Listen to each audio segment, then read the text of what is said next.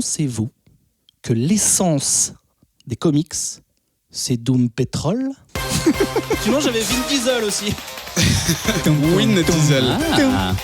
Bouya! Soyez les bienvenus dans ce 127e numéro de Comics Outcast. Je n'ai pas écrit la suite du conducteur et c'est pas plus mal. Et autour de la table, vous avez entendu leur voix. Il y a Sam. Salut. Ben. Grégobène. Greben, c'est mon nouveau pseudo sur Twitter. Greben. Et Adrien, Oui. qui est également à la réalisation. Mais là, il a les mains libres. C'est pas vrai. plus mal. On va vous faire un petit tour de table pour demander votre actu et votre partie du programme. Sam. Ouais. Alors mes actus, dernièrement ce que j'ai lu le tome 3 de Ether. Je me suis fait tous The Boys. Ah la Waouh. vache. Ouais, ça y est, c'est fait. D'une Ok. traite. Ouais, quasiment. Enfin, j'avais commencé un peu avant l'été et puis j'ai fini la rentrée. Cul sec. Ouais, bah, je pense que c'est le mieux pour le lire en fait, parce que ça s'enchaîne quand même pas mal, même s'il y a à certains moments des longueurs. Bon bref, on n'est pas là pour parler de The Boys. J'ai lu le dernier Doggy Bags qui est sorti, tellement bien. Et j'ai lu le Umbrella Academy, le tome 3 qui vient de sortir chez Delcourt, et avec une super préface de Jeff Lemire d'ailleurs. Oh bah, Adrien. qui Mange à tous leur atelier, si. C'est qui? C'est un petit gars, tu verras. On va en parler tout C'est à le l'heure. mec qui règle la télé, là. Et tu voulais savoir ce que je vais vous proposer aujourd'hui? Bah moi aujourd'hui, je vais vous parler d'un alien qui est arrivé sur Terre et qui a pris la place d'un policier mort sous ses yeux pour s'intégrer à notre monde. Et non, je ne vais pas vous parler de Barbalien, je vais vous parler de John Jones, alias Martian Manhunter. Alors attends, c'est quoi la référence que t'as fait avant là? Barbalien, Je n'ai on va en parler tout à l'heure, tu Didier verras. Barbalien. Ah. Je me souviens qu'Adrien s'était foutu de ma gueule, j'avais dit Barbalien à l'époque de la review. Mais on dirait un barbe à papa. Non, oui, mais c'est Qui fait surtout des liens. c'est Barbalien. quoi. Barbalien. Voilà. Ah, et donc c'est un barbe à papa. Ok. Deuxième personne, c'est toi Ben, Oui, c'est moi. que j'ai confondu salement. En tout cas. Greben, tu m'as appelé. Oui, je sais pas. Tu m'as confondu avec qui? après. Plus précisément, Avec Groot. Ouais. C'est ça. On va dire que c'est Tu lui. m'as confondu avec qui? D'après toi. avec Grégo. Ah, chauve à barbe. Bah, big up à tous les chauves à barbe de terre de C'est ça. Navarre. J'ai fait un petit amalgame. Ainsi que les chauves à barbe aussi, ça existe, on peut bien sûr, pas de sexisme. Oui, bonjour. Mon actu, je lis une série que j'ai failli failli proposer à la chronique qui s'appelle Manor Black, qui est la nouvelle série de Cullen Bunn et de Tyler Crook, c'est la team de Harrow County que j'aime beaucoup. Et j'ai décidé de pas le faire parce que plus le temps avance, plus je deviens un vieux con et plus j'aime attendre la fin des mini-séries pour en parler globalement. C'est pas que c'est pas bien d'en parler en cours de route, 6 mois parfois. mais c'est vrai que c'est différent. Donc du coup, j'attends un petit peu. Et sinon, je me suis mis après tout le monde et très en retard à Paper Girls. Oui, très que je trouve. Bon, alors il y a que 30 issues, mais quand même. Enfin, c'est pas The Boys, mais voilà. Ouais. Mais c'est dès la première issue, c'est super. Donc je vais me régaler avec tout ça. Je suis très content de m'y mettre enfin. Et ce soir, tu te parles de quoi? Je vais vous parler de cordes, de poignards, de chandeliers, de moutarde, d'olives et de véranda. Je ne l'ai pas. C'est un lieu. Ah d'accord, ouais, Un lieu avec comme des vitres, puis il fait chaud. Ah oui, tu dis pas le titre? Ah bah non. Ok, bon, ce sera la Tu l'as- surprise. Tu l'as pour dit vous. toi là-dessus? Ah, je l'ai dit à la Ah fin. le nul, là, Voilà. il l'a dit et tout. Ok, bah, chacun son tour. Bah, t'avais qu'à mieux. T'avais qu'à mieux, tout simplement. T'avais Voilà. qu'à mieux. Il fallait. Et enfin, Adrien, Oui, qu'est-ce que tu lis en ce moment? assez peu de comics parce que je suis en train de rattraper mon retard d'intelligence sur, sur tout ce qui est mythologie grecque, potentiellement en vue de la production d'un jeu vidéo à ce sujet. Et voilà, donc le feuilleton de Thésée chez Bayard Jeunesse, tout à fait sympa, écoutez, La voilà. France. Et ce soir, je vais vous parler de quelque chose de pas moins mythologique qui voit, je sais pas, une équipe de super-héros au nombre de 5. On est les 5. Communément, voilà. Pas eux. Se voir propulsés dans le monde où d'autres super-héros étaient coincés pendant 10 ans dans une ferme. Est-ce que c'est, on dirait Vimaville Comics? Oui, Ouais. exactement. C'est ça. C'est, non, comment ça s'appelle? L'amour est dans le pré. Oh, c'est vrai. Ça, c'est pour les revues, donc on va les détailler un peu plus tard, sauf Sam qui a déjà tout balancé. Albatar. Dans la suite de l'émission, pirate. on va parler de Doom Patrol, les comics à la fois de deux auteurs différents de Morrison et Way. Ouais. Je trouvais plus le deuxième nom, excusez-moi. Et en fin d'émission, on va revenir un petit peu en arrière, 26 ans même presque, 1993, Simplement. pour regarder Batman contre le fantôme masqué, ou Batman le masque du fantasme, ou Batman Mask of the Phantasm. C'est tous les titres que j'ai trouvés. C'est un dessin animé, si peut-être que vous en rappelez comme Un moi. dessin animé. Un dessin animé, peut-être autant que moi, c'est-à-dire de façon très floue, mais on va en reparler plus en détail. C'est l'heure du petit tour en province. Alors j'ai découvert que les gens de province n'aimaient pas qu'on dise la province, mais en France. Bah, on voilà. dit quoi? En région? Un Tour de France. C'est un tour de France, effectivement. Cette fois-ci, département 27, vous l'avez deviné parce que vous avez regardé le numéro du podcast, et c'est l'Eure, sans H. C'est un département de Normandie. J'étais sûr que c'est dans le centre, mais en fait, non, c'est beaucoup plus haut. Alors, là, on a un festival. Donc la Normandie, franchement, les Normands, je vous kiffe, mais là, c'est chaud. À Clou, à Con, à Lizay, Auteuil, Autouillet, Pas ma faute. Beauficiel en Lyon. Beauficelle, c'est plus Ah, Oula. parce qu'un beauficiel, tu sais, on dirait un logiciel, mais pour les beaufs. pour les Ah la vache. créer des veufs. Besanville. Non, excusez-moi, je sais pas dire. Beuzeville, c'est encore mieux. Oh là là. Bois-le-Roi. Bournonville, Favrol. Bretagnol. Broville. Canapville. Chaise-Dieu du Canapville, Ah, non. franchement. Et juste à côté de Non. Chaise-Dieu. T'as un Canapville, c'est vraiment bien. Chambord, On dirait un jeu évidemment. vidéo. Sean-Brun, ça c'est petit big up perso parce que j'allais là-bas avec un pote au lycée. Sean-Brun. Oui. Sean-Brun, Waouh. Conchanouche. Corneville-la-Fouquetière. Cric-Boeuf-la-Campagne. Crotte.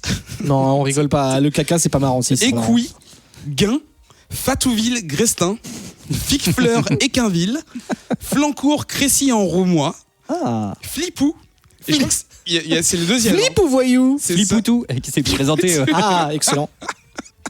C'est un Pokémon. Tant de jeux de mots. Folleville, Flipoutou, putain. Fontaine-sous-Jouy, Ah. Giverny, Grand Boule-Théroude. Oui, c'est cool. Oui, c'est connu, j'ai vu. Gros œuvre, voilà. Ectomar, c'est la ville où il y a 100 lacs. Eudebouville, Onguemar-Guenouville, la Chapelle-Aran, la Madeleine de Nonancourt, la Vacherie, le Noyer-en-Ouche, Mouette, Pinterville. Non, Mais avec de la bière. C'est ça. Il y a que les vieux qui comprennent cette blague, parce que les jeunes ne connaissent pas. Eh bien, Pitre, Port-Mort, Oh, ça, c'est- Quillebeuf, Quitteboeuf, Rouge-Perrier, je me demande ce qu'ils boivent là-bas, Ah, marrant. Saint-Benoît-des-Ombres, Saint-Maclou. On connaît enfin l'origine story. Saint-Marc de Blacarville, Saint-Victor de Chrétienville, Saucey-la-Compagne, Oh, Uxosset. Tournedos, Bois-Hubert, Tricqueville, et enfin la plus pure des villes, Vraiville. Trop bien. C'est la vraie bonne ville. T'habites où Vraiville. Vraie ville. J'adorerais connaître l'étymologie de cette ville. En tout cas, comme tous les habitants du département de l'Eure qui fréquentaient peut-être la librairie BD Lib à Évreux, qui est apparemment le seul endroit où vous pouvez C'est le vous fief. fournir en comics, en tout cas en français. Rejoignez les réseaux sociaux, Twitter, Comics Outcast, @Comics Outcast, Facebook, le Bouya Comics Club pour les discussions, Instagram pour les photos à la con et les présentations d'épisodes avec tous les comics qui sont installés sur la table. C'est C'est super joli. Des fois, il y a des doigts et des micros qui y passent. Comics Outcast numéro 127. C'est parti.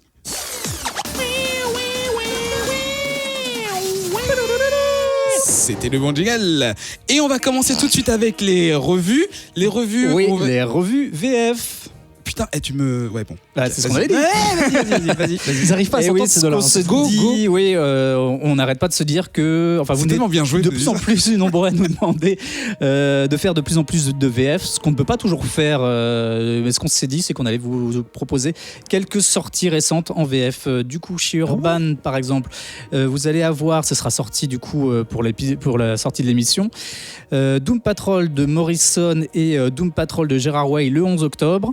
Il y a le Deadly Class Tome 8 qui sort le 25 octobre, le Batman Damned de Brian Azzarello et Lee Bermejo qui sort le 25 octobre et, attention Adrien, Royal City Tome 3 le 31 octobre. Ensuite, Ouais, chez tu l'as déjà eu en Delcourt, anglais, je vous cite pas tout, hein, j'ai fait une petite sélection. Et ouais. Chez Delcourt, Redneck, le tome 3 par Donny Cates. Le 18 septembre, Ketrus l'avait chroniqué dans l'émission 87. Et Farmhand, le tome 1, Ah oui, qui c'est sort vrai. enfin le 4 septembre, donc il est sorti. Et c'était également Ketrus qui l'avait chroniqué dans l'émission 103. Chez Glénat, on a du Lady Mechanica, le tome 6 qui sort le 16 octobre. C'est pour Zef. Le Klaus tome 2 qu'on avait chroniqué avec Olivier Jalabert quand on était venu, c'était il y a un peu moins d'un an. Est-ce que vous aviez bu déjà la bière ou pas? Non. Si, merci Adrien, bah quand même. Et alors j'en ai encore 2 vite fait. Chez Paperback Atomic Robot, le tome 3 sort le 16 octobre et on en reparlera peut-être en fin d'émission. Et chez Kinaï, The World qui a l'air très, très sympa. Merci pour cette tranche Cocorico. On va passer au pays de la manifeste destinée. C'est Ben qui va ouvrir un peu d'histoire. C'est Ben qui va ouvrir le bal avec Clou Candlestick. T'as fait exprès de dire ça parce que c'est moi qui le dis, parce que j'avais chroniqué un comics qui s'appelle Manifest Destiny ou pas du tout? Puisque tu le mentionnes, oui. Allez c'est le gars. Exactement pour ça et la seule raison. Et attends, super. Je rêve ou tout à l'heure t'as dit que dans l'heure il y a une ville qui s'appelle Clou. Oui, mais j'ai fait les yeux hauts, mais vu que c'est la radio, on n'a pas vu. T'as vu ça? Cette émission est métata. Elle est dans le bah c'est des infos qui valent pas, hein. Clou. Chez eux, les gens ont crié, je pense. D'ailleurs, en parlant de Clou, moi je m'apprête à lire une série là, un What If de la JLA qui s'appelle Clou. Nail en anglais, dans un What If où Superman n'est visiblement pas là. Et qui a l'air très intéressant. C'est un vieux comics. Et j'attaque ça bientôt. C'est Clou. Le Clou. Ça va, ça fait que 13 minutes que j'ai lancé l'enregistrement, on n'a pas encore chroniqué le moindre comics. Clou Candlestick, si les gens ne connaissent pas du tout, il suffit juste de voir le logo sur la couverture de ce comics et les gens se diront mais je connais cette typo, où est-ce que je l'ai vu? Est-ce que ce serait pas dans un truc qui s'appellerait Cluedo? Parce que nous en français on dit Cluedo alors qu'on devrait dire Cluedo, tu vois, si on était des anglais. Donc effectivement c'est un comics tiré de l'univers de Cluedo. Alors je vais dire Cluedo comme un bon français. J'ai toujours dit Cluedo depuis 37 ans, je vais pas me mettre à dire Cluedo. Non, mais on s'en fout, mais Cluedo Universe quoi. J'ai joué récemment avec notre ami notamment Zéphiriel à Cluedo. Ça faisait très très longtemps que j'avais pas joué à Cluedo. Et j'ai passé une bonne soirée. Je me suis dit tiens, est-ce qu'il y a des comics Cluedo par exemple? C'est un peu tu sais comme tu t'es dit ça? Ouais, comme la Rule 34 d'internet, tu sais. Mais est-ce que genre de des fois cette tu prends une review, douche et tu dis tiens j'aimerais bien un comic sur la douche? Est-ce que alors si nos amis auditeurs ont écouté toutes les émissions, vous vous souvenez que dans la dernière émission dans laquelle j'étais, j'avais dit en outro je crois que j'avais entrepris la natation et que donc du coup j'avais cherché des comics sur la natation. Ça c'est comme ça, écoute, c'est un cerveau qui fonctionne, que veux-tu? Et donc effectivement il existe chez IDW cet éditeur qu'on connaît bien des comics sur la licence Cluedo. C'est pas très étonnant parce que IDW est un peu connu pour faire des comics à licence notamment Transformers Parce qu'ils ont Hasbro. Tout à fait, exactement. D'ailleurs j'attends le comics Battleship, bataille navale sous peu avec Rihanna si possible. Doucement, progressivement, il faut qu'ils établissent une histoire, tu vois, peut-être. Et donc j'ai vu qu'il y avait un comics Clou qui est plutôt pas mal dessiné et qui a l'air assez classique. Je me suis dit ok, je le lirai plus tard. Et en faisant des petites recherches, j'ai découvert un autre comics qui est plutôt récent parce qu'il date de cette année, du mois d'avril. J'aimerais trop. On va en reparler après de toute façon. Donc une autre série tirée de Cluedo qui s'appelle Clou, donc sous-titré Candlestick, chandelier. Donc les gens qui connaissent ce jeu sauront pourquoi c'est chandelier. Et donc j'ai un peu regardé la gueule que ça avait. J'ai dit ok, j'ai feuilleté. J'ai dit ok, je veux lire ce truc. Ça a l'air soit très pourri, soit c'est du génie pur, soit ça va au moins faire chier mes copains, donc je vais le choisir. Et donc je l'ai choisi. Et donc tu l'as dit, c'est fait par un gars qui s'appelle Dash Show. Alors attention, si vous dites son nom très vite, ça peut vite partir en point Godwin, donc on va pas le faire. Je l'avais noté. Mais regarde le gars. Ah oui, d'accord. Le mec prépare pas l'émission, mais par contre ça il le Tu viens de désamorcer un truc direct. Auquel personne n'avait pensé en plus. Eh ben voilà, c'est fait, on n'en parle plus. Qui est donc au scénario, au dessin, à l'ancrage, à la couleur, au lettrage. C'est son bébé, c'est lui qui a tout fait. À part créer la licence, puisque on l'a dit c'était un jeu de société. C'est une mini-série en 3 issues, donc c'est assez court. Votre souffrance, je pense, a été brève. C'est sorti en mai, pardon, j'avais dit avant. J'avais même pas salé jusqu'à 3. Waouh, disons, cette émission est préparée. Et donc, alors, sans vous faire possiblement, si des très jeunes nous écoutent ou des très qui en ont rien à foutre du Cluedo ne connaissent pas, j'explique rapidement. C'est un jeu dans lequel un crime est produit. Tu joues un personnage qui est potentiellement un suspect. Et en interrogeant tes petits copains avec des cartes notamment et un petit papier pour écrire, tu dis est-ce que ça serait cette personne avec cette arme du crime dans cette pièce, et par déduction, au fil du jeu, tu élimines les candidats, et à la fin, c'est je pense que c'est lui, et si c'est lui, t'as gagné. Donc ça, c'est le jeu. Et donc, on va avoir ce comics un peu sur le même principe, avec un gars qui s'appelle Mr. Bobby. Alors, ça m'a un peu dérouté parce que c'est les noms en... Alors, Bobby, je sais pas trop, mais en tout cas, c'est les noms en... Body, pardon. Ouais. C'est les mots en anglais, mais bon, évidemment, il y a Colonel Mustard, donc c'est le plus voilà, mais après, il y a Professeur Olive, c'était Monsieur Green, par exemple. J'étais un peu perdu, mais après, il suffit de connaître les couleurs. Oui, bon, franchement. Mais j'étais pas dans zone de confort. Voilà, tout ça si vous avez fait la maternelle, ça devrait aller. Voilà, ça va. Les couleurs sur les couleurs, il n'y a pas de problème. Et donc, Monsieur Body, effectivement, qui est un riche personnage qui a une collection d'objets de valeur, reçoit des menaces de mort. Et donc, comme chaque personne qui reçoit des menaces de mort décide de convier ses plus chers amis pour leur léguer ses biens les plus précieux, afin que s'il lui arrive quelque chose, au moins ils seront entre de bonnes mains, puisque voilà, il faut que ces objets continuent à vivre. Et donc il organise un dîner avec ces personnes-là qui ont la particularité de ne pas se connaître entre elles. Et elles ont tous en commun Monsieur Body, mais elles ne se connaissent pas. Et il y a un dîner un peu relou, il se passe quelques trucs et tout, enfin un peu boring on va dire. Et une première personne est assassinée. Et là c'est la merde parce qu'on dit mais qui a fait le coup, voilà. Et là on commence vraiment à être dans le cluedo, c'est-à-dire qui a fait le coup. Et les dés sont jetés. Alors oui, tout à fait. Ça va être une enquête pendant tout le truc, c'est-à-dire que les gens vont s'accuser eux-mêmes, ils vont se déplacer, comme dans le jeu, ils vont se déplacer dans le manoir, etc. Je pense que c'est moi-même, j'ai oublié. Et donc en fait, ça va être une enquête très basique. Alors tu me diras, mais qu'est-ce que j'en ai à foutre ? J'ai qu'à jouer aux jeux de société. Je te dirais, oui mais non. Oui, parce que tu n'as qu'à jouer aux jeux de société, mais non, pourquoi ? Parce que dès les premières pages de ce comics, et c'est ce qui m'a frappé, on va parler du style graphique pur juste après, mais... Dès les premières pages, tu comprends que c'est pas un comics conventionnel avec un narrateur, un personnage qui fait une bulle, un gars qui lui répond. Alors il y a ça évidemment, mais c'est surtout que dès le départ, tu vas comprendre déjà qu'on s'adresse à toi.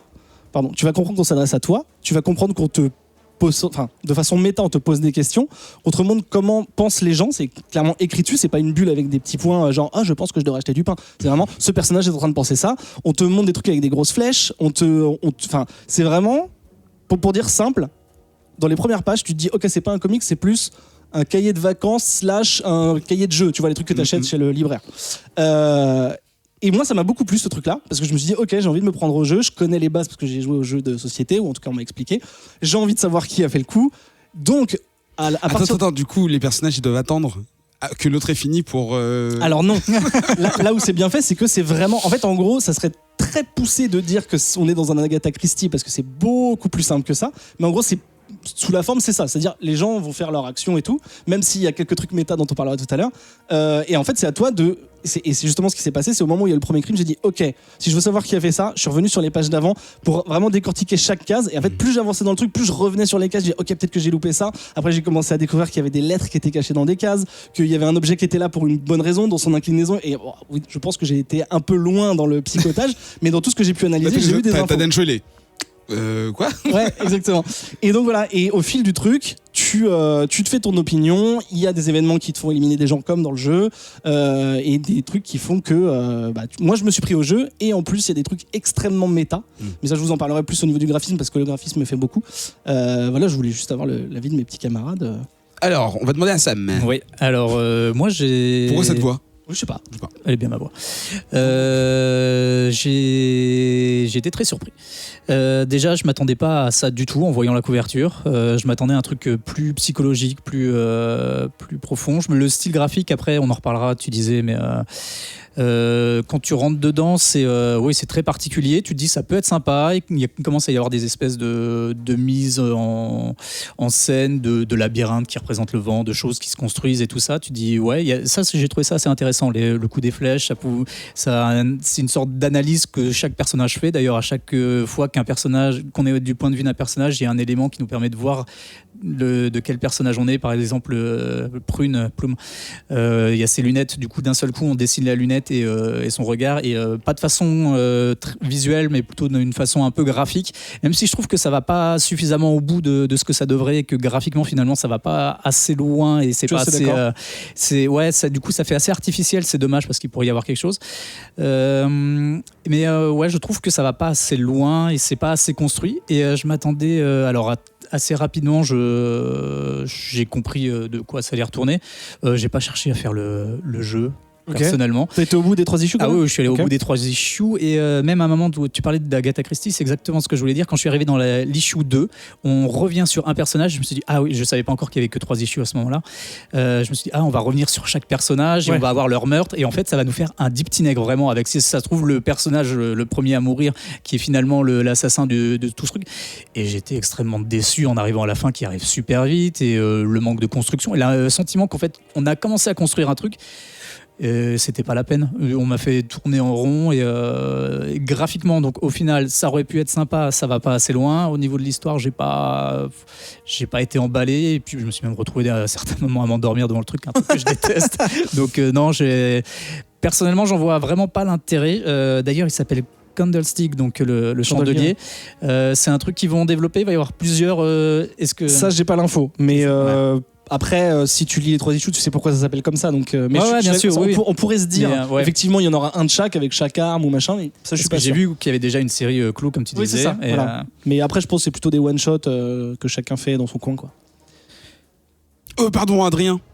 Disons que ce que là vous analysez comme un truc gamifié, tu vois, avec genre des flèches, des indices et tout ça, moi j'ai tout de suite senti ça comme quelque chose d'excessivement pénible, d'artifice de narration et d'un mec qui sait pas comment amener son histoire et qui sait pas comment dessiner tel ou tel truc ou expliquer telle ou telle situation.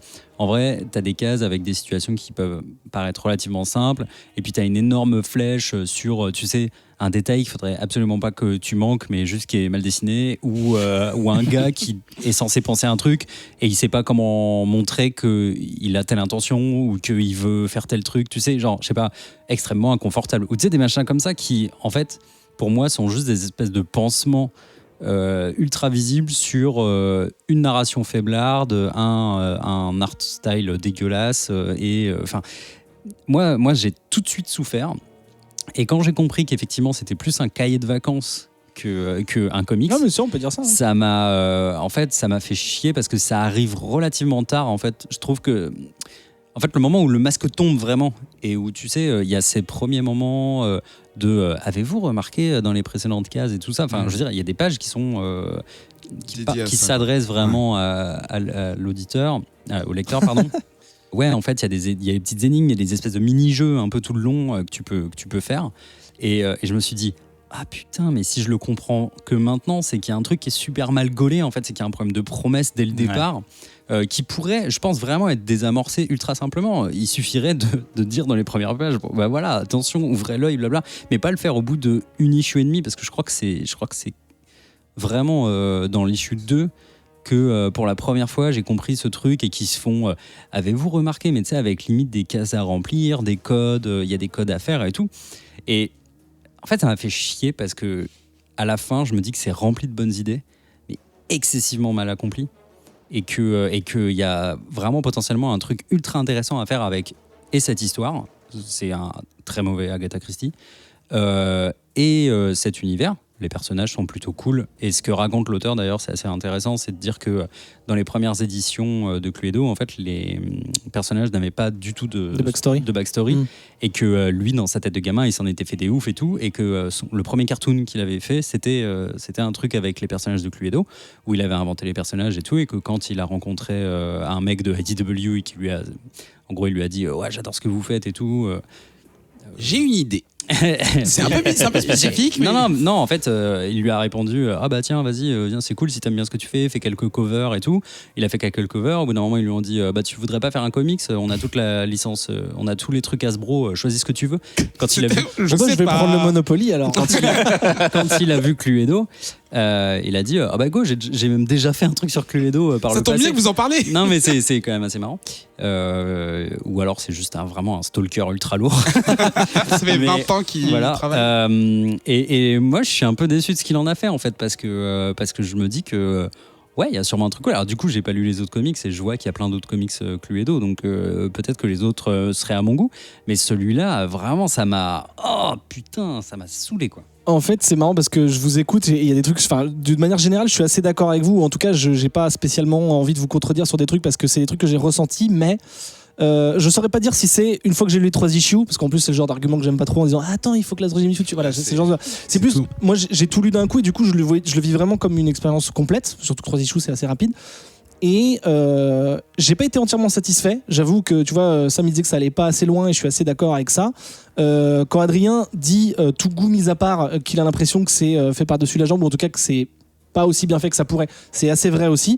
Seulement, plus j'avançais dans les trucs, moi je me suis pris au jeu direct, c'est-à-dire que j'ai pas forcément vu Cahier de vacances dans ma tête tout de suite, mais tu vois le truc sur le labyrinthe avec le vent et tout ça, quand vous lirez vous comprendrez, c'est au tout début. En fait, dès le départ, on te met des indices dans tous les sens, t'es en mode enquête, le premier personnage à la page 1 ou 2, il reçoit une enveloppe et t'as l'enveloppe avec des flèches qui disent ok, ça c'est la salive de machin, ça c'est une enveloppe de tant de grammes, ça c'est un terme de machin. Du coup moi j'étais dans l'analyse plus ou moins profonde dès le départ. Mais ça, moi, tu vois, je l'ai vu comme un truc, genre au début narratif, je me suis dit, ah ok, c'est une sorte de Sherlock Holmes. Ouais, en Il est fait, pas, ou alors il est perspicace. Parce que tu pensais que c'était le personnage principal du truc. Voilà, que c'était le personnage principal et qu'il avait ce talent de suranalyser. Je suis d'accord. Et en fait, après, je me suis rendu compte que c'était pas lui, mais c'était le narrateur, enfin vraiment l'auteur qui analysait ça. Et du coup, j'étais ultra déçu. Ouais, je comprends. Mais c'est le principe du jeu, finalement, c'était une sorte d'un détective dans le jeu. Et c'est ce qu'il essaye de ramener toujours. Oui, mais c'est vrai qu'au tout début et de façon un petit peu maladroite, c'est qu'il essaye aussi tout le temps de ramener des éléments du jeu. C'est comme le coup des pions. Ou des ça justement, ça je trouve pas ça maladroit. Parce que, enfin, attends, je continue juste ce que je disais. Et du coup, j'ai pris le truc comme un jeu dès le départ. Et au bout d'un moment, au bout de certaines pages, évidemment, le graphisme m'a laissé un peu moyen. C'est-à-dire que j'étais ni rebuté, ni j'ai trouvé ça fou. Je trouve que on voit que le gars s'est dessiné. Mais au bout d'un moment, je me suis dit, putain, mec, tu sais dessiner parce que t'as fait une splash page, une page éclatée. Voilà. Double page. Une double page vraiment stylée avec un trait vraiment soigné. La mise en page, elle veut dire quelque chose, c'est pas juste joli et tout ça. Et la page d'après, tu t'as fait une meuf qui a 3 jambes, c'est trop bizarre.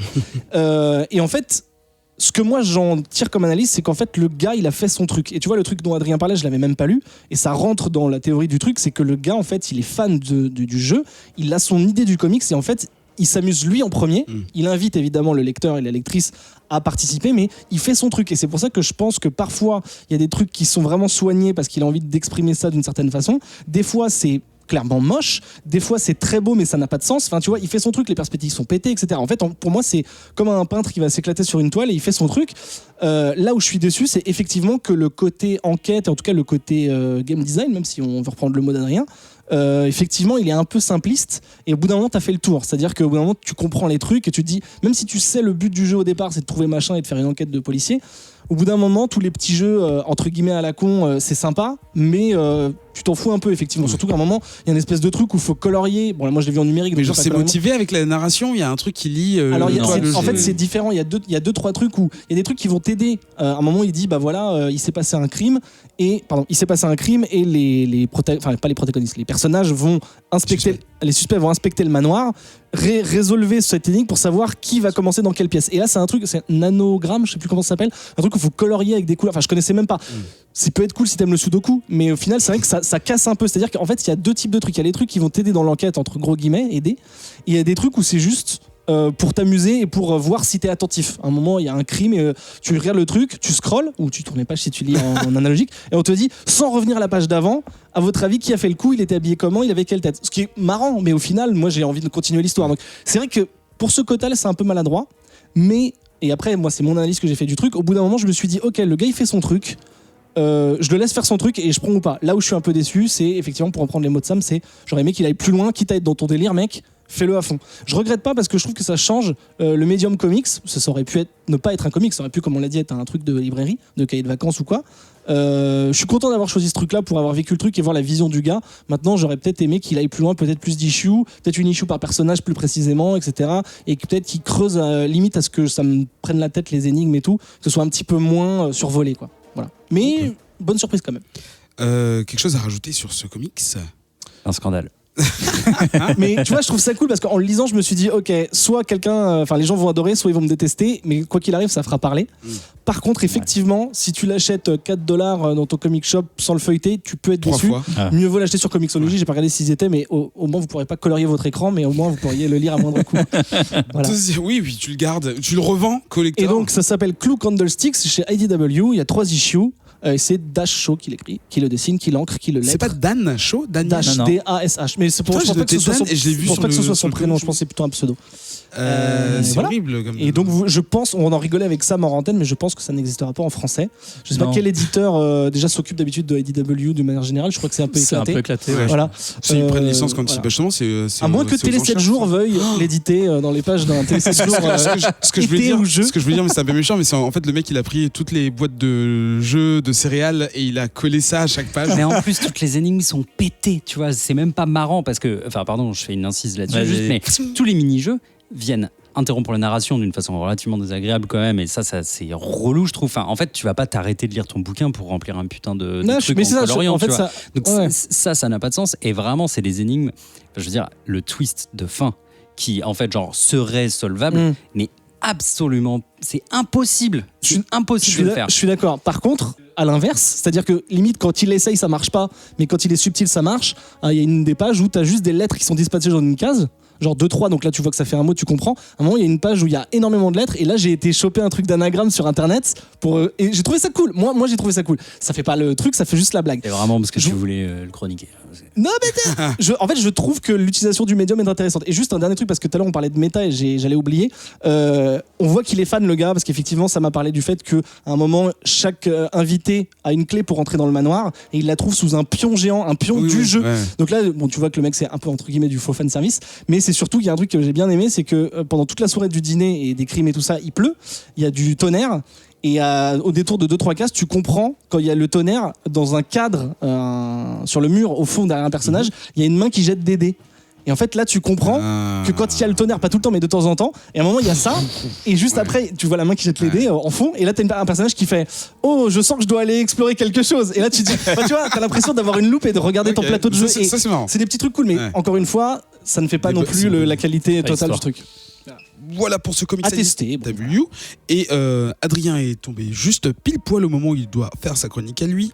Et c'est sans surprise que Black Hammer vs JLA est un de ses choix. Oh oui. À l'écriture, Jeff Lemire. On dit quoi jeudi ou pas? Je sais plus.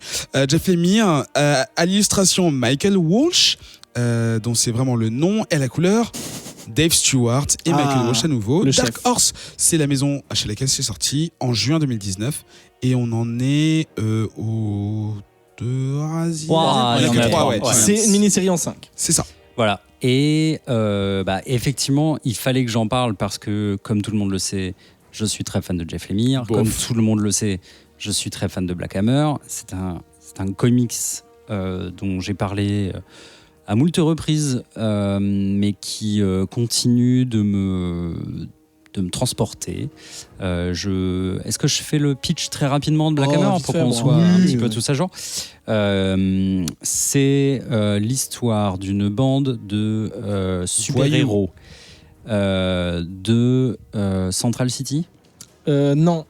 Comment ça Spiral City. Spiral City. Central City, c'est Flash. Spiral City, c'est Spiral Black Hammer. City. Ah pardon, oui, oui. Ouais, ouais, tout à fait. Spiral Mais City. bon, Alors, c'est clairement je me trompe un petit peu à raison, parce que Black Hammer, on peut le résumer comme un hommage aux comics et au genre au sens large, et des références et des jeux de mots et tu vois, des allusions à d'autres univers existants. Il y en a pléthore, pour ainsi dire. Je ne pense pas qu'il y ait une seule case un seul personnage et une seule case et une seule citation qui ne soit pas une référence à un autre comics, que ce soit de Marvel ou que ce soit de DC. Et bon, bref, ces super-héros, dans une grande baston complètement climactique contre Antigode, se retrouvent propulsés. T'es un gamin. T'es un gamin, qu'est-ce que je te dis se retrouvent propulsés dans Un monde. une sorte, on dirait une réalité alternative. Ils sont tous ensemble, éloignés de l'action, dans une ferme dont ils n'arrivent pas à sortir. Ils sont maintenant dans une... Physiquement. Voilà, physiquement. Ils sont maintenant coincés là, dans une petite ville, pendant des années et des années et des années, quasiment 10 ans, je crois. Et en fait, certains ont baissé les bras et se disent qu'il faut se fondre dans cette société. D'autres sont quand même au bord du nervous breakdown. Et d'autres pensent encore qu'il est toujours temps d'essayer et qu'on n'a pas exploré encore toutes les pistes, etc. Un grand absent dans cette histoire, celui dont le comics tire son nom, ça ne veut rien dire cette phrase. Si, on comprend. Black Hammer, qui était leur leader, on va dire, et qui visiblement, lui, est décédé en tentant de s'échapper de là. On l'apprend quelques issues, peut-être au bout du premier volume ou un truc comme ça. Aujourd'hui, Black Hammer doit en être à son 3e tome. Et on est en train de plonger dans une nouvelle phase de l'histoire.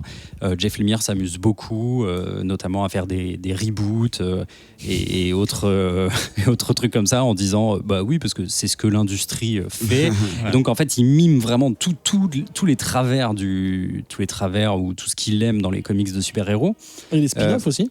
Comment ? Il y a des spin-offs aussi. Il y a des spin-offs énormément, il en fait un univers partagé, etc. C'est dur à ranger au boulot. C'est le bordel. Mais tout fonctionne de façon assez harmonieuse, etc. Et on est rentré là dans une nouvelle phase de Black Hammer qui, je pense, en fait, est le point d'orgue de ce que tout le monde attendait un petit peu depuis le début, c'est-à-dire une sorte de balai masque sur l'aspect méta du truc. Et on est franchement rentré dedans, c'est-à-dire qu'on ne peut pas être plus méta que maintenant. Donc du coup, ce crossover Black Hammer Justice League tombe à point nommé, à un moment du récit bien particulier que je vous invite tous à lire, mais ce n'est pas pour autant lié à Black Hammer. D'ailleurs, j'ai invité tous mes petits copains qui ne sont pas à jour à lire Black Hammer Justice League, parce que c'est plutôt à considérer comme un what if, selon moi. D'ailleurs, ce que tu as résumé, c'est résumé en 2 pages au début, donc voilà. C'est cool. Tout ce que j'ai dit, c'est les 2 premières pages de Black Hammer Justice League. On comprend que d'un côté, il y a ces héros-là qui sont coincés. De l'autre côté, on va découvrir la Justice League. On les représente rapidement, mais finalement, il n'y a plus trop besoin de les présenter. Donc, il s'agit donc de Superman, de Batman, de Wonder Woman, de Flash, de Cyborg. On aperçoit d'autres personnages de DC, DC qui a bien voulu donner un petit peu toutes les cartes à jouer à Jeff Lemire. Et pas n'importe qui en plus. Et pas n'importe qui, et lui dire vas-y, amuse-toi avec nos personnages dans ton univers.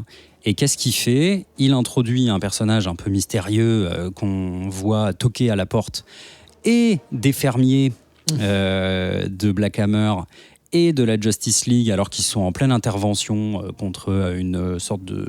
Des Starry, des Pokémon Starry qui sont... Voilà, c'est ça, de super gros monstres en forme d'étoiles de mer qui attaquent... D'ailleurs, il s'appelle Starro. Qui attaque Starro des Starry, c'est Métropolis. Qui attaque Métropolis, Starro, voilà. c'est l'évolution. Et donc ce personnage à chapeau melon se présente des 2 côtés, dans les 2 timelines, et leur dit en gros voilà, c'est parti. Enfin, en fait, il dit pas grand chose, hein. Il claque des doigts ou que sais-je. Il a l'air malveillant. En gros, il dit aux gens de Black Hammer, il dit j'aimerais bien, votre ferme m'intéresse. Il fait elle est pas à vendre. Oui. Ah ouais. Voilà. Allez, Ah ouais, ça dégage. Exactement. Dégage de l'univers. Et il mixe les univers. Alors, je fais une petite parenthèse sur mon analyse à ce stade. Dit incision avant. Ouais, voilà, j'ai évité de me répéter. Pour moi, ce personnage-là, c'est ni plus ni moins que l'éditeur. Non, mais en fait, on peut voir beaucoup de méta dans Black Hammer et Justice League. Dans Black Hammer, dans l'univers de Black Hammer. Et pour moi, ce personnage-là, c'est un éditeur. Et c'est lui qui se dit tiens, attendez, je vais vous faire échanger. Moi, j'aime bien cette théorie, mais attention, peut-être que dans les 2 issues qui restent, ils vont nous dire que c'est un méchant, on sait pas où. Tu vois. C'est possible. C'est du Okay. Non, mais moi, j'aimerais bien que ce soit ça et qu'ils expliquent rien de tout ça. Ça serait sans cool. l'expliquer, je pense qu'on peut tendre vers ça. Ouais, c'est possible. Et donc, on va se retrouver à Métropolis avec nos super-héros qu'on avait vus pour le moment coincés dans une ferme, et devoir finir la baston contre l'étoile de mer géante, essayer avec plus ou moins de succès d'utiliser leur pouvoir d'antan, notamment le rôle de Gale, qui est cette petite fille, en fait c'est très inspiré de Shazam. Et donc du coup c'est une adulte dans un corps de petite fille, et en fait normalement dans son monde à elle, quand elle dit Zafram, elle peut se transformer Ça fait un peu nom de voiture. en super-héros. Et maintenant, en fait, elle est coincée dans ce corps de gamine depuis 10 ans. Et elle en peut plus. Et donc, Elle va se casser. Elle va se bourrer la gueule au bar et tout ça. Enfin, bref, c'est assez drôle. Et donc là, elle essaye de faire Zafram. Ça ne fonctionne pas. Mais on voit d'autres personnes, comme Barbalienne, qui est cette imitation de Martian Manhunter, qui, lui, peut utiliser ses pouvoirs. Tout va bien et limite au contraire. Enfin, lui, il préfère être un super-héros que de devoir se cacher dans sa ferme. Enfin, voilà. Et donc, eux, ils mènent le combat. Et on retourne dans la petite ville de Black Hammer. Et là, on voit notre Justice League qui a elle aussi passé 10 ans ici, coincée dans la même situation, avec un Batman qui tourne en rond et qui essaye absolument de sortir de là, un Clark Kent qui est devenu... retour à la ferme, du coup. Retour à la ferme et qui est en train de doucement s'habituer, enfin on verra que pas forcément, mais doucement se réhabituer à la vie de la ferme. Et voilà, et dedans t'as Wonder Woman, Diana. Ah si, il y a Cyborg, c'est intéressant aussi, vu qu'il n'y a pas l'air d'avoir internet et pas ces trucs-là, il se sent comme une merde dans un corps de robot, quoi. Ouais, puis en plus il peut rien faire à son corps, il peut rien faire, donc il peut pas, enfin lui il a pas d'identité, voilà, donc lui il est obligé de rester coincé dans la ferme. Et ce qui est, je vais pas forcément aller beaucoup plus loin dans la description de l'histoire parce que en fait derrière ça se déroule de façon assez classique, c'est-à-dire que le reste des super-héros qui découvrent les héros de Black Hammer vont leur tomber dessus. Donc il y a Aquaman, il y a qui d'autre ? Il y a Hawkgirl.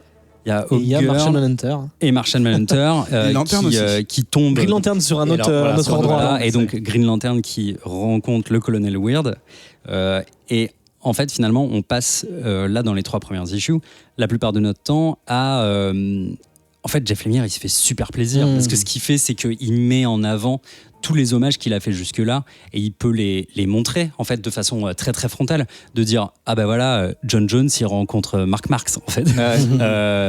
Green Lantern il rencontre Colonel Weird et ils sont tous les deux dans l'espace et tous les deux ils peuvent avoir des aventures un peu spatiales et Colonel Weird il va essayer de lui expliquer genre ce que c'est qu'un peu ce bordel et tendre d'ailleurs un petit peu vers le méta aussi. Oui Sam. Ouais, pour rebondir sur ce que tu dis, je trouve même qu'il a été plus malin que ça. Il n'a pas fait forcément se rencontrer les personnages. Non, pas toujours parce en que frontal. clairement, Green Lantern, le personnage auquel il est le plus proche, c'est Dr. Star. Ah oui, mais il aurait fallu que Dr. Star soit dans la ferme. Et oui, mais bon, oui. Tu vois, il va pas non plus en renvoyer vers. Et puis il pourrait pas. Moi, j'aurais par dit que exemple, c'était Stargirl, Abrams, c'est clairement Captain America. Du coup, il y a aussi le pendant Marvel. Ouais. Et, mais je trouve ça mieux limite en fait. Ouais, carrément. En fait, il fait ces choses de façon assez habile en mettant des personnages qu'on connaît très bien dans des situations qu'on n'attendait pas forcément de voir, quoi. Il continue de dérouler son amour pour les comics dans cette enquête et dans cette parenthèse, que moi je vois comme un what if qui se passerait plutôt pas en ce moment en fait, pas dans la continuité actuelle de Black Hammer. Il suffit vraiment de prendre le pitch, limite si vous avez lu les 3 premiers issues de Black Hammer, ça suffirait. Ouais. Après je suis d'accord avec toi, mais je vois pas ce qu'empêche que ce soit canon, ça changerait pas grand chose à l'intérêt du truc. Tu vois, s'il disait en fait oui, depuis le début on sait que le monde de Black Hammer c'est pas le monde de DC, tu vois, ça peut. Si on disait en fait c'est quelque chose qu'on n'a pas raconté mais qui s'est passé. Ah oui. Tu vois, ça marcherait pas parce qu'en fait, oui, d'accord, je vois ce que tu veux dire. Ils disent vraiment qu'ils sont jamais sortis de leur ferme d'accord. et tout ça, tu vois. Donc du coup, pour moi, c'est pour ça, c'est en ça que c'est un what if. Ou alors il va leur effacer la mémoire à la fin. Non, mais bon, en fait, pardon, je vais pas trop en dire, mais en fait, ça peut avoir son sens quelque part à un moment dans la chronologie de Black Hammer. Moi, en complétant ce qu'ont dit mes petits camarades, donc j'ai évidemment adoré. Je suis fan de Black Hammer, mais je pense que, comme l'a dit Adrien, c'est pas obligé. On peut vraiment entrer dans Black Hammer par ce truc-là. Et moi, je me dis 2 choses. La première chose, je me dis que effectivement, c'est un comics où Jeff Lemire se fait plaisir et ce qu'aurait pu être, et d'ailleurs ce qui a déjà été dans les séries télé ou dans des comics de moins bonne qualité, des situations un petit peu gaguesques ou en tout cas un petit peu potage de t'es comme moi, on se ressemble, on a le même uniforme et tout ça, et où c'est un peu ridicule, tu vois, même si ça fait plaisir en tant que fanservice. La rencontre. Voilà, ouais. Là c'est fait avec élégance, avec logique, même si effectivement comme le dit Sam, c'est pas forcément des couples évidents ou en tout cas faciles, tu vois. Mais moi ce que j'ai, alors après c'est du theory crafting et de toute façon on est dans le méta jusqu'au cou donc on peut se le permettre. Moi comme dit Adrien, c'est Jeff Lemire qui se fait plaisir et moi j'ai un peu l'impression que c'est un peu les héros de l'enfance de Jeff Lemire qui rencontrent les héros de Jeff Lemire de maintenant, comme s'il se parlait à lui-même. Et vu que c'est méta, en fait, ça se mord la queue dans le bon sens, c'est-à-dire que en fait, on est dedans, on accepte, et c'est pour ça que, comme je disais, si un jour ils disent écoutez, le Black Hammer Justice League il est canon, moi je dirais ok, enfin tu vois, ça me dérange pas. Je me dis ça, donc déjà ça fait super plaisir parce qu'on s'est attaché aux persos, et les persos de la Justice League c'est des persos qu'on connaît depuis toujours, et donc c'est des persos qui nous sont chers, et justement c'est un comics de personnages, et je trouve que au-delà du twist scénaristique rigolo du méchant qui dit je claque des doigts et voilà, on a échangé nos mamans là comme tu disais, je trouve que c'est cool parce que ça permet deux choses. Ça permet de voir des héros qu'on connaît par cœur, Peter dans une situation complètement pire que tout, parce qu'ils peuvent affronter les pires ennemis de la Terre, ils s'en sortiront toujours. Là ils sont prisonniers dans une vie normale. Wonder Woman elle est preuve d'histoire, donc si tu veux c'est vraiment le truc horrible, donc ça fait non pardon, et du coup elle est obligée de porter des vestes en tweed et d'avoir des coudières. Voilà. Je refais, prof d'histoire c'est super, et d'être chiante. Il y a pas de problème, je dis juste que quand t'es une guerrière Amazon, limite une déesse, et que tu te retrouves prof d'histoire de 3ème B, c'est peut-être un petit peu relou. Et donc en fait en gros ils sont vraiment, et on a dit pour Cyborg c'est encore pire, donc ça je trouve ça très très intéressant, j'ai vraiment hâte de voir ce qui va se passer pour eux. Et de l'autre côté on a les personnages qui sont, depuis qu'on les connaît, depuis le début de l'histoire, prisonniers. D'un coup ils sont libres, mais pas vraiment, puisqu'en fait ils sont pas dans leur monde, ils doivent dealer avec une menace, c'est ce qu'ils demandent depuis 10 ans. Ils étaient en train de se battre contre l'Anti-God, ils ont été transportés dans une vie boring, et là ils peuvent faire ce qu'ils rêvent de faire depuis le début, mais ça marche pas non plus. Il y a un petit côté, moi j'ai pensé à Sliders. Tu sais, ils sont pas dans leur monde, en fait, bien sûr. T'as Abraham, tu vois, qui dit genre ouais mais c'est pas notre monde, donc en fait on peut pas rester là, il faut qu'on continue, et c'est assez limite faut qu'on retourne dans la ferme qui doit être prisonnier. Elle Gail elle dit plutôt genre bah non en fait moi c'est bon, je suis mieux ici, voilà. Et elle va rencontrer une personnage qui, elle, pour le coup, fait vraiment très penser à ce qu'elle est.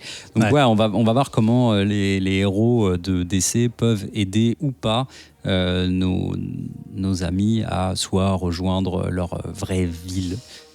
On espère quand même qu'il y aura une petite poignée de main entre Abraham et Superman. Moi j'espère en tout cas. Mais on espère plein de trucs. La cover qui va se vendre. Il reste plus que 2 issues en fait. C'est ça. Il y a une référence à Flash à la fin de l'issue 2 que j'ai adoré. D'ailleurs j'y pensais pas, et quand ils l'ont dit j'ai fait oui évidemment. Enfin sauf que la cover de l'issue 3 te spoil. Mais non, juste un truc en parlant des covers et tout ça, l'artistique, moi je connaissais pas, c'est Michael Walsh, c'est ça? C'est ça. Michael Walsh.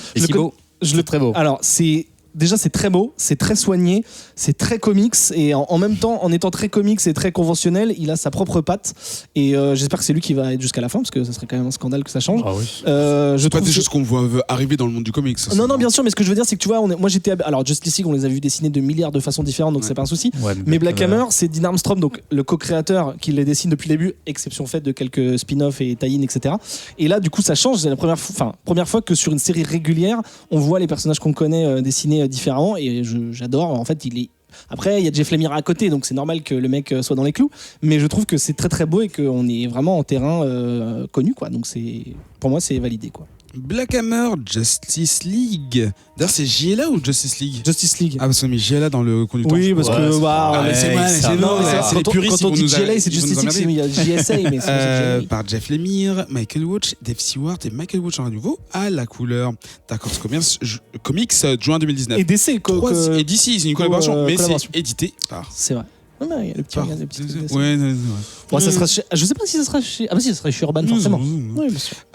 Martian Manhunter, on reste chez DC Comics. Une maxi-série. Ça me fait penser au vinyle de 12 numéros. C'est Sam qui va nous présenter ce titre qui a été écrit par Steve Orlando et illustré par Riley Rossmo. Je suis désolé, j'ai regardé l'ours du comics, j'ai pas vu le coloriste, donc j'imagine que c'est aussi Riley non, Rossmo. c'est Ivan Placencia. Eh ben, je sais pas où tu l'as vu, mais dans le début de l'histoire. Dans l'ours, j'ai pas vu. Bon, c'est pas grave. C'est chez bien sûr DC, c'est sorti en décembre de l'année dernière. Tu vas nous chercher des oldies là? Non, mais c'est encore en cours, hein, monsieur. L'issue 8 est sorti le 28 août. Ouais, non, c'est encore en cours. Martian Manhunter. Alors en fait, moi, Martian Manhunter, c'est un personnage que je connais très peu, qu'on voit de temps en temps dans Justice League. Je m'étais dit que ça serait vraiment sympa de découvrir, et en tombant en plus sur les covers de Rossmo qui sont magnifiques, le dessin à l'intérieur est magnifique. On le connaît, on avait chroniqué d'ailleurs Deathbed avec Alex et Zeph il y a à peu près un an dans l'émission 104 qui était dessinée déjà par lui. Il a également fait du Batman Shadow. Batman Shadow. dans la chronique aussi. Il avait fait le Batman Wolof, je crois. Wolof. Il leur apprenait à parler Wolof. le Wolof. C'est ce que j'entends. Non, mais il y avait aussi comment ça s'appelle, Batman Night of the Monster Men, qui était super. Ah ouais. Batman Wolf, je suis pas sûr que ce. Il me semble que c'est Ah bah lui, peut-être, ouais. c'est possible. Et donc voilà, du coup, ça m'a donné très envie. Alors j'ai attaqué. Ça commence comme on voit le Martian Manhunter, visiblement sur Mars, ce qu'on n'a pas spécialement l'habitude de voir. Et tout autour de lui brûle tout un tas d'extraterrestres. Bon délire. Ouais. Et donc il nous raconte, il dit, enfin en voix off, j'ai une question à te faire, Diane. Le Martian Manhunter n'est pas un héros. Et on tourne la page, on voit cet homme baraqué sur son lit en caleçon et qui dit pas encore. Et on lui répond du coup, mais alors qu'est-il ? Et donc ce gros gars baraqué se lève, prend sa douche, s'habille et prend son insigne, met son revolver dans son holster et va dans sa voiture. Question, est-ce que c'est un holster Superman ou pas ? Non. Voilà. Lisez-le. Et donc il va chercher sa collègue Diane. Et cette histoire commence comme ça. En fait, on se dit tout de suite, en voyant cette première page là, que ça nous annonce quelque chose d'assez dramatique, et c'est pas complètement faux, puisqu'on sait, enfin, ou en tout cas, on est censé savoir qu'il est le dernier représentant de son espèce.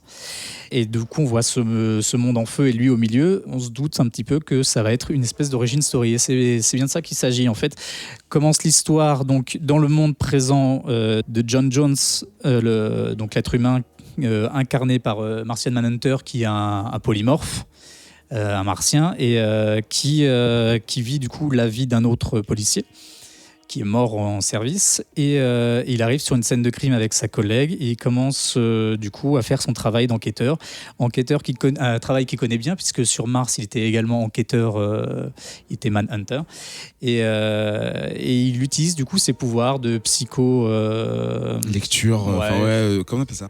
Oh bah écoutez, alors psychic en anglais du coup. Psychic. Ouais, psychic. Ouais. Pour pouvoir voir un petit peu ce qui s'est passé, trouver des indices et être. Je dirais même que c'est plus les émotions même. Hein. Il est emotions kick. Ah, il a des visions aussi un petit peu. Oui, mais ce que je veux dire, c'est qu'il lit pas forcément dans les pensées, il est plutôt les émotions, même des gens qui sont passés, qui ne sont plus là. Tu vois. Ce que je veux dire, c'est un peu différent, mais ça a son importance. Empathie. Ouais, voire plus empathie. Ouais, non, mais c'est ça. Et donc voilà, et en parallèle de ça, on va découvrir en fait la vie de John Jones, la version alien, donc avant qu'il n'arrive sur Terre. Dans sa famille, dans son travail de Manhunter, pas toujours fait d'ailleurs correctement. Et c'est ce que va nous raconter en fait ce comic. Ça va nous raconter à la fois l'origin story et les débuts de ce Martian Manhunter, donc qui est là depuis plusieurs années en fait sur Terre, mais qui n'est pas encore ce Martian Manhunter, qui est pas le super héros. Il est juste flic. Il est là depuis, il est sur Terre depuis des années, et il est très seul, il est très isolé. Et il y a tout un parallèle très intéressant du coup entre cette vie qui est la sienne et la vie qu'il a essayé de se fonder avec ses enfants sur Mars, et tout ce décorum aussi qu'on te crée sur Mars avec on découvre un petit peu vraiment leur vie de polymorphe, de leur passage la Chrysalis Night, c'est un peu quand tu deviens pubère en fait, c'est en gros, passage à l'âge adulte, ça marche bien, il n'y a pas vraiment de traduction. Non, mais en fait c'est un peu la bar mitzvah finalement des Martiens. Non mais c'est ça, c'est quand tu deviens un homme ou une femme, c'est ça. Ouais. On va dire ça comme ça. Où ils prennent une forme réelle sociale et ils choisissent leur social shape. Ouais. Ce qui est vachement intéressant. Tout le principe de leur sexualité, tout leur monde, qui est vachement intéressant. Je crois que c'est un petit peu la première fois qu'on découvre cet univers-là, réellement. Et du coup, toute cette vie, en fait, toute cette vie de dépression, en fait, qu'il est en train de vivre sur Terre, complètement isolé, complètement caché, puisque c'est l'une des phrases qu'il dit aussi. Lorsqu'on lui demande ce qu'il est, en fait, on lui dit qu'il est quelque chose de caché, finalement. Caché parce qu'il n'a pas sa vraie forme, parce qu'il est pas dans sa peau à lui, parce qu'il est dans un monde qu'il ne connaît pas tant que ça et dans lequel il essaye de vivre, mais finalement, il vit une vie assez triste, avec pour seul contact sa collègue Diane, qui ne sait pas qui il est, jusqu'à ce qu'arrive, suite à cette première phase sur cette scène de crime, il a un accident. Ils ont un accident tous les deux.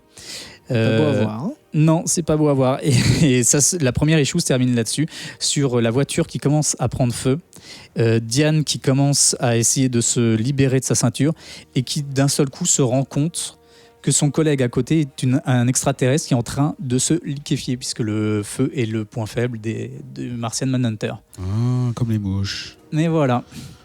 Alors, quoi en dire ? Beaucoup de choses. Tout simplement, j'ai adoré déjà. J'ai trouvé que c'était très malin, que c'était une très chouette construction sur les deux plans, que la façon dont c'est écrit est assez intéressante.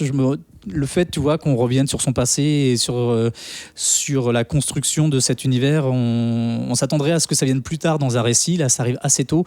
Et finalement, l'enquête va venir un peu plus tard. Ça va être un second élément. Ça fait un petit peu comme s'il y avait deux phases de construction de Oui, c'est pas vraiment des flashbacks. C'est vraiment deux histoires en parallèle, mais qui se complètent. Ouais, je suis d'accord. Et on découvre vraiment la tragédie, parce que c'est aussi une histoire de tragédie.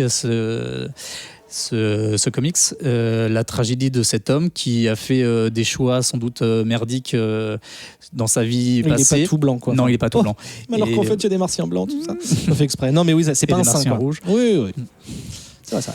Et voilà. Je sais pas. Vous en avez pensé quoi, vous ? Alors moi, c'est, je sais pas. Oui. C'est en intro, je disais. Qu'il y a certains comics que je préfère attendre de voir fini avant d'en parler, et c'est clairement le cas pour Martian Manhunter. En plus, c'était affiché dès l'issue 1 que c'était une maxi-série de 12, donc tu dis ok, très bien, je sais. C'est bien ça quand justement ils affichent la couleur, d'accord, genre vous tu vous sais engagez, t'en as minimum pour un an, parce que là je crois que d'ailleurs t'as dit que la dernière issue sortie c'était en août, et là la prochaine elle sort en octobre, donc déjà il y a eu un, tu vois, septembre il n'y en avait pas. Ça rassure l'acheteur en fait, tu te dis bon bah au moins, et tu sais que t'auras une belle édition à la fin. Donc clairement moi c'était un truc que je voulais lire parce que Riley Rossmo, moi je suis vraiment ultra fan. Il avait écrit, donc on l'a dit, avec Steve Orlando, Batman Shadow, que moi j'avais adoré. Donc j'avais vraiment envie de voir cette team faire d'un personnage que je connaissais assez peu aussi, que j'avais lu quelques trucs, j'avais vu des dessins animés et tout, mais je connaissais pas très bien. Je connaissais juste l'origin story du gars, mais je savais pas trop ce qu'ils allaient en faire.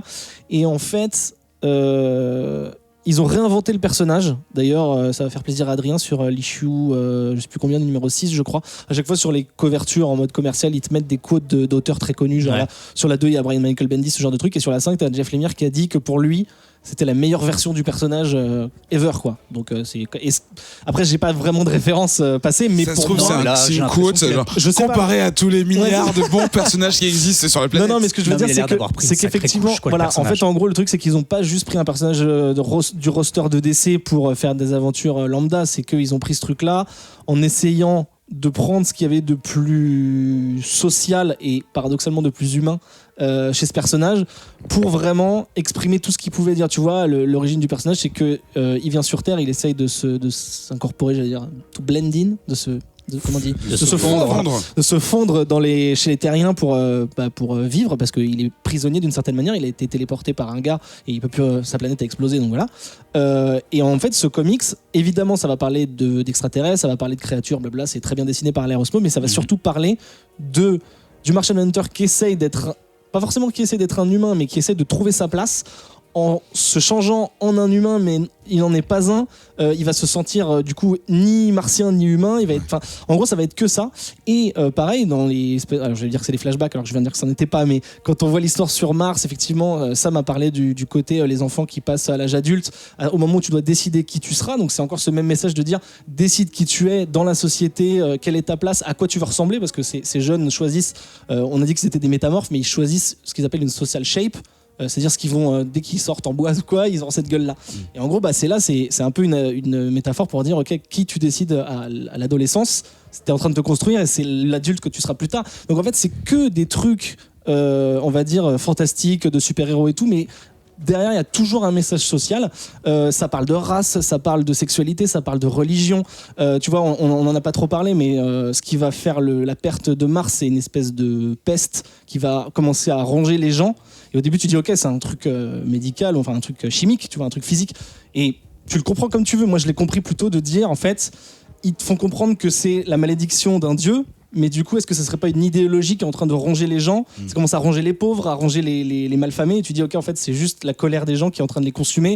Et ils sont en colère contre le gouvernement. Enfin, voilà. Il y a énormément de choses. C'est très riche, sans même parler du graphisme. Juste éditorialement et scénaristiquement, c'est très riche et ça met le doigt sur énormément de choses sur l'acceptation de soi, qui tu veux être. J'ai même pas parlé de sa collègue qui elle aussi va avoir des problèmes, des histoires de secrets. Est-ce que tu gardes ton secret? Est-ce que tu montres ton vrai toi à tes amis ou est-ce que tu préfères rester dans ton coin? Voilà, je pourrais énumérer, il y a énormément de sujets de société et humains et c'est super. Juste super. pour savoir, t'en es où là du coup dans les moi je suis à jour là, j'attends la 8. 9. Okay. J'ai pas pu m'empêcher de tout lire. Et du coup j'attends les 3 dernières, enfin 9, 10, 11, 12, les 4 dernières. Je pense que ça va être super. La fin elle va être super. Adrien. C'est vraiment très bien.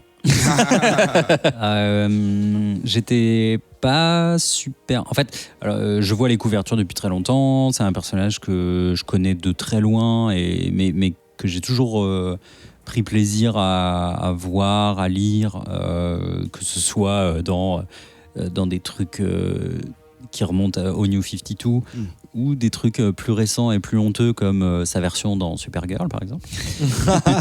Mais là j'étais vraiment intrigué par le design qui, pour vous résumer, est une sorte de mélange entre Earthworm Jim et Draculito. C'est vrai. Oh la vache. C'est vrai ou c'est pas vrai? C'est vrai. Si, c'est vrai. Je suis d'accord. C'est vache, mais c'est vrai. Non, mais ça c'est pour le design du personnage, mais en vrai. Et pour citer Draculito qu'on ne cite jamais assez. Bah, là, Earthworm Jim, Draculito, c'est vraiment deviner mon âge. Quoi. Avec les arcades sourcilières de Ron Perlman. À peu près, on verra. Vraiment, pour le moment, tout ce que je lis, je trouve ça ouf. Le seul reproche que je peux faire aux comics, c'est qu'il est quand même pas simple à lire. Parce que je trouve qu'en fait, il épaissit son univers et il épaissit peut-être effectivement le background de Martian Manhunter par une dose de complexité qui, moi, me laisse un peu sur le... Enfin, ça me laisse pas sur le carreau. Le comics ne m'est pas tombé des mains. Mais j'avoue que, tu vois, il y a des moments où je me dis... putain, ça fait chier, ça fait 2 pages que je comprends rien à ce qu'ils disent, tu vois. Ils ont des noms chelous, il y a du vocabulaire martien. C'est la partie martienne en fait. Ouais, et ça pour moi, je sais pas vraiment comment vivre ça, tu vois, le truc de regardez, cette civilisation est tellement différente de la nôtre que vous ne pouvez pas comprendre limite ce qui est en train de se dire et de se passer.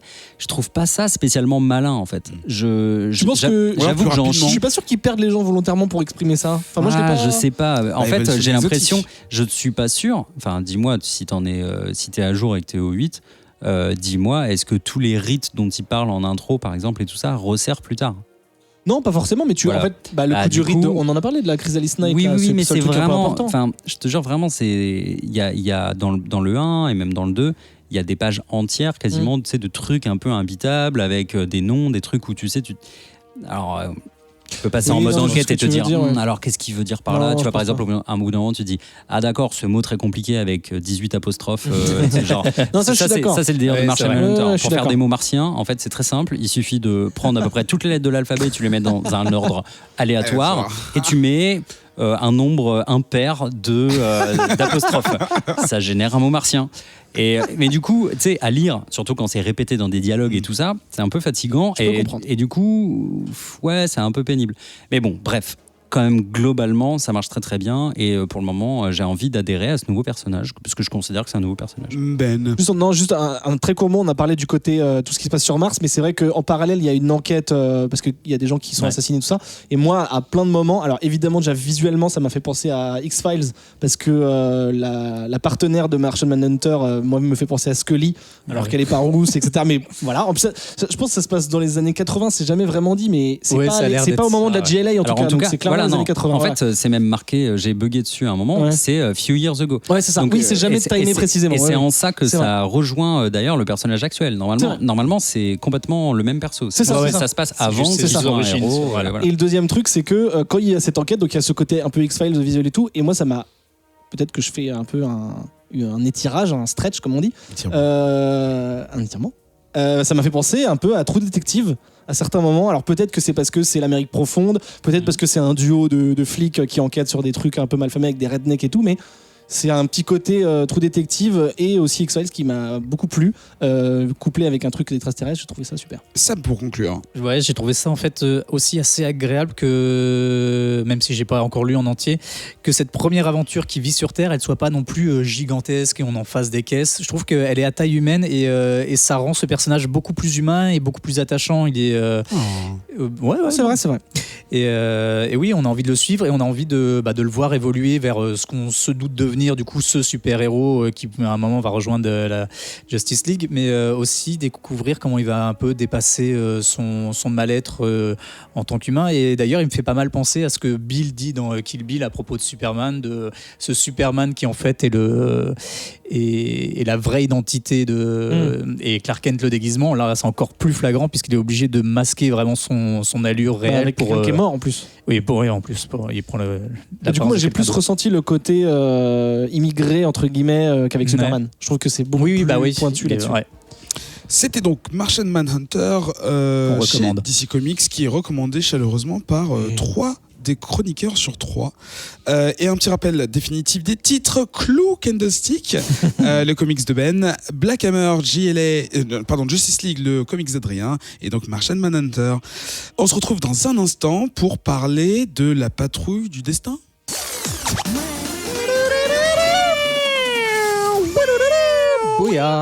J'ai un défi pour vous, parce qu'on est déjà assez loin dans l'émission. Ouais. Est-ce que vous pensez que vous pouvez accélérer, condenser l'essentiel de ce qu'on va dire?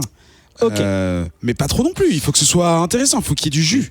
Donc, à la base, à la base, Adrien il voulait chroniquer une série Doom Patrol qui est actuelle, qui est un second arc de la série de Gérard Way dont on avait parlé dans le dossier de DC Young Animals il y a quelques temps. Et je lui dis vas-y, viens, on fait un dossier Doom Patrol, vu qu'en plus il y a la série télé que t'aimes beaucoup, Adrien, et que voilà. Et en fait, j'étais idiot parce que pas assez d'issues sorties jusque-là. En plus, mais quand tu l'as proposé. Ouais. Voilà. Mais là, en fait, il y a une actualité qui nous arrange bien et qui nous permet de parler de Doom Patrol. Or, Sam l'a dit en intro d'ailleurs. Voilà, tout à l'heure. Or, la fin de la série télévisée, enfin la fin de la saison télévisée et son arrivée prochaine en saison 2, on a quoi? Mais tu l'as dit tout à l'heure. C'est chez Urban Comics la sortie de on peut dire clairement que c'est une anthologie parce que c'est un gros pavé de 2 kilos en plus. Et que c'est marqué dessus anthologie. DC Doom Patrol, le run de Grant Morrison. Et donc on s'est dit ça sort, c'est une valeur sûre, c'est Grant Morrison, donc c'est un monument du comics, donc il faut en parler. Mais donc il faut, pour nos petits auditeurs et nos petites auditrices qui ne connaîtraient possiblement pas Doom Patrol, faire un mini topo. Donc c'est ce que je vais faire, la création. On va ensuite ensemble parler rapidement, promis, du run de Grant Morrison qui est un petit peu peut-être pas révolutionné, mais en tout cas qui a mis un petit coup de pied dans la fourmilière et qui a fait ce que la Doom Patrol qui a fait ce qu'est la Doom Patrol aujourd'hui, qui en a fait ce que c'est aujourd'hui, voilà. Et ensuite de parler du début du run de Gérard Way pour DC Young Animals, voilà, qui est encore une autre version, mais qui en découle naturellement. Alors juste pour faire un petit topo sur la Doom Patrol, c'est à l'époque il y a une série dans les années 60, d'une revue qui s'appelle My Greatest Adventure. Mais ma grande aventure, si tu veux, ma plus grande aventure même, qui est pas loin de son numéro 80 et qui commence à battre de l'aile. Et donc le chef éditorial dit à un gars, vas-y, il me faudrait une nouvelle série là pour relancer parce que les ventes ça pue du cul. Et un gars qui s'appelle Arnold Drake, qui entre autres a co-créé le personnage de Deadman chez DC Comics, qui est assez connu et qui a aussi co-créé / réarrangé ce que sont les Gardiens de la Galaxie à la base, qui ne devait pas du tout être cosmique, mais c'est lui qui en a fait ça, accompagné d'un gars qui s'appelle Bob Haney, qui a co-créé les Teen Titans, donc on est toujours dans cette même famille, voilà, et un dessinateur qui s'appelle Bruno Premiani. Tous ces trois gars ont créé donc une équipe de super-héros qui n'était pas forcément celle que je vais vous présenter, mais ils ont des petits ajustements qui ont fait que le gars a dit ok, c'est parti, ça part à l'impression, et ça s'appelle la Doom Patrol. Alors la Doom Patrol, qu'est-ce que c'est? En substance, c'est Adrien Larousé dans un fauteuil roulant qui a à peu près 60 ans. Si vous tapez Chief ou Neil Scholder dans Google, vous verrez que c'est Adrien Larousé. Clairement, ça me fait flipper. Alors, c'est marrant parce qu'on va en parler, mais qui est. Les gens diraient ah bah ouais, c'est Charles Xavier. Mais justement, j'en parlerai tout à l'heure. Donc, c'est un gars qui physiquement est dans l'incapacité, mais qui est très intelligent et qui va regrouper des personnes qui sont des reclus de la société, des rebuts parce qu'ils sont handicapés ou ils sont traumatisés ou ils ont des maladies. Enfin, en gros, c'est des rebuts de la société. Et il va leur dire ça suffit d'être des rebuts. Vous avez aussi des pouvoirs, donc venez, vous êtes des super-héros, et comme ça, les gens vont changer de regard sur vous. C'est le principe de la Doom Patrol à la base, c'est ça. Donc après, dans les années 60, vu que c'était dans un magazine qui s'appelait My Greatest Adventures, qui était que des trucs, c'était les waouh des années 60, c'était les monstres gigantesques, c'était les avancées scientifiques, etc. Donc on va avoir des ennemis, parce que cette équipe va battre des ennemis qui sont des savants fous, des créatures, voilà, des trucs comme ça. C'est assez basique. Voilà. Mais ce qui va se passer, c'est que les ventes vont un peu se casser la gueule. Et après quelques essais de sauvetage de la team dont je vous ai parlé, ça va vraiment partir dans l'oubli dans les années 70, ça va se terminer. Il y a eu des tentatives, mais ça n'a rien donné. Et ce qui est en 80... Alors, j'ai même pas présenté l'équipe, pardon, je vous le dis vite fait. Donc, j'ai dit Chief, c'est Adrien Larouzet qui est dans un fauteuil roulant. Une personne qui s'appelle Robotman, j'en ai parlé dans la dernière émission dans laquelle j'étais, j'ai gagné au moins ce point-là avec Grégo face Alors à que c'est Nevrae. pas un robot. C'est un robot. C'est pas un robot. C'est un robot parce que c'était un humain un humain qui a eu un accident de voiture dont le corps était détruit mais pas le cerveau, et ce cerveau a été mis dans un... Mais est-ce que Cyborg est un cyborg? Cyborg, bah pour moi, je sais C'est pas, pareil. ouais. Bref. Donc lui, il a une force de ouf et tout, mais ce qui fait l'intérêt de la Doom Patrol, c'est qu'il est traumatisé parce que il n'a plus de corps humain. Donc du coup, est-ce que c'est encore un humain? Est-ce que c'est un monstre? Est-ce que voilà, il a aussi des PTSD parce qu'il lui arrivait plein de trucs, voilà. Une meuf qui s'appelle Elastigirl, qui a eu ses pouvoirs en étant dans des vapeurs volcaniques, je sais pas quoi. Elle peut, en gros, c'est Ant-Man. Elle peut être soit très grande, soit très petite. Mais pareil, elle, vu qu'elle contrôlait pas ses pouvoirs au début, ça a été une recluse, genre regardez, une meuf de 50 pieds, c'est un monstre. Du coup, traumatisée, elle était restée chez elle. Et on a un gars qui s'appelle Negative Man, qui était un pilote de chasse et qui, en faisant un essai avec un avion et monté dans la stratosphère, a pris des trucs radioactifs. Oui, parce que chacun sait qu'il y a des trucs radioactifs dans la stratosphère. Et il en est revenu totalement radioactif. Donc pour ça, il devait avoir des bandages comme une momie. Donc ça, c'est très années 60. Et c'est plus facile à dessiner. Et c'est plus facile à dessiner. Des bandages qui lui permettaient de contenir sa radioactivité pour les autres. Et il pouvait aussi générer un alter ego radioactif qui allait faire les trucs de super-héros pour lui. Sauf que s'il était parvenu dans les 60 secondes, il mourrait. Il y avait ce petit twist. Voilà. Attends, je coupe juste. J'adore ces règles cosmiques qui génial. sont basées sur des concepts humains. Genre, c'est purement humain, mais non, ce pouvoir magique, il marche comme ça aussi. Et donc, comme je l'ai dit, ça s'est arrêté à la fin des années 60. Il y a eu un essai dans les années 70 par le même gars, par un gars qui s'appelle Paul Kuperberg. Je reviendrai plus tard, c'est pour ça que je dis son nom. Ça n'a pas marché non plus. Il a retenté une autre série en 87, et là ça devient important puisque le début de sa série ça pue un peu du cul. C'était, gars, t'en es au numéro 18 et c'est pas ouf, donc on va appeler un gars qui s'appelle Grant Morrison. Ah oui, non, mais c'est sorti plus fréquemment. Ouais, aussi. on va appeler un gars qui s'appelle Grant Morrison, qui a fait des trucs de ouf avec Animal Man par exemple, ou qui a fait un truc qui s'appelle Arkham Asylum. Ça tue, donc c'est lui qui va prendre le lead sur cette série. Et à partir de là, je sais pas si mes petits copains avaient un truc à dire sur la création des personnages, peut-être, ou je continue parce qu'Eric vous connaissez. Vas-y. Ah si, je sais que le jour où Ah ouais, j'arrête. Oh putain, mais vas-y, invente un truc là, t'es obligé. Le jour où Grant Morrison à la cantine où en fait la Doom Patrol avait été inventée. Et ce jour-là, il y avait des flambis à la cantine. Je suis sûr que ça Tu existait. nous fais un rétro, bah oui, bien sûr. Donc Grant Morrison, qui était déjà pas la moitié de ce qu'il est, c'est-à-dire une méga rockstar, prend en main la Doom Patrol et va réussir à tirer le meilleur. C'est-à-dire que on était arrivé sur des trucs pas ouf, ou même dans les versions d'essais, de tentatives de réhabilitation qui n'ont pas marché. C'était surtout parce qu'ils en ont fait des super-héros classiques, alors que l'intérêt c'était quand même qu'ils étaient pétés du casque, ou qu'ils étaient traumatisés, ou qu'ils étaient hors de la société, ils n'étaient pas dans les clous. Et donc lui il va prendre ça et il va faire une série. C'est le mot-clé de la journée. De quoi, les clous? Ouais. Ah bah oui, c'est vrai. Et donc lui, j'ai oublié de préciser, qu'à la fin de la série d'avant, tout le monde est mort dans la Doom Patrol. Genre, le gars fait, ah ouais, vous annulez? Bah vas-y, je tue tout le monde. Qui a tué tout le monde. Sauf Roboman qui reviendra, mais bon, bref, c'est pas grave. Et donc 89, Grant Morrison reprend Doom Patrol. Chief est encore là, il veut remonter la Doom Patrol qui est partie aux 80. Robotman, il s'est interné lui-même en hôpital psychiatrique, donc c'est pour prouver à quel point il est pété du casque, et je l'ai dit, il a des PTSD. Negative Man s'est séparé du Negative Spirit. Bon, j'ai passé plein de trucs, donc c'est normal qu'il y ait des nouveaux, mais en gros, voilà, il s'est séparé de son entité cosmique et radioactive. Il va y avoir aussi un personnage qui l'a sauvé du run qui a été annulé, un personnage qui s'appelle Dorothy, qui est une petite fille une petite fille au visage de singe et qui a le pouvoir de mettre à la vie des personnages imaginaires. Ses amis imaginaires, ils deviennent réels. Okay. C'est un pouvoir assez stylé. Je reviendrai pas sur la nature des pouvoirs, mais et Grant Morrison va créer 3 personnages extrêmement importants dont on reparlera tout à l'heure dans le run de Gérard Way. Il y a Crazy Jane, qui est quelqu'un qui a 64 personnalités seulement et qui suit. Alors on rigole, mais c'est suite à un trauma, genre elle était battue, violée, enfin c'est atroce, mais ça en fait un personnage très intéressant. Et je vous passe les détails. Il y a eu une bombe radioactive, on va dire ça comme ça, qui a fait que ces 64 personnalités ont des pouvoirs, chacune des pouvoirs différents. Il y a la télékinésie, elle peut voler, elle peut avoir une force surhumaine, voilà, soit fois 64. Ok. Danny the Street, qui est pour moi mon personnage préféré de Doom Patrol, on en parlera longuement tout à l'heure, qui est en fait une rue / un quartier / une ville / un monde vivant, sentiente comme on dit en anglais, pensant, doté de conscience. Conscient, merci, je cherchais. Comment se fait-il que des mots ont remplacé d'autres mots dans ton cerveau? Parce que je lis en VO. Et donc je l'ai plus en VO que toi. Que j'aime Jean-Claude Van Damme. Vas-y. Et qui est donc bon, on en reparlera en détail tout à l'heure, mais en gros voilà, c'est une rue vivante. Et il y a Flex Mentalo dont Gaylord nous avait parlé il y a qui est en gros un rip-off d'un mec musclé des années 60 qui peut changer la réalité en bandant ses muscles. Voilà. En gros, c'est un peu ça. Je dis ça pour les gens qui ont regardé la série Wrong Muscle.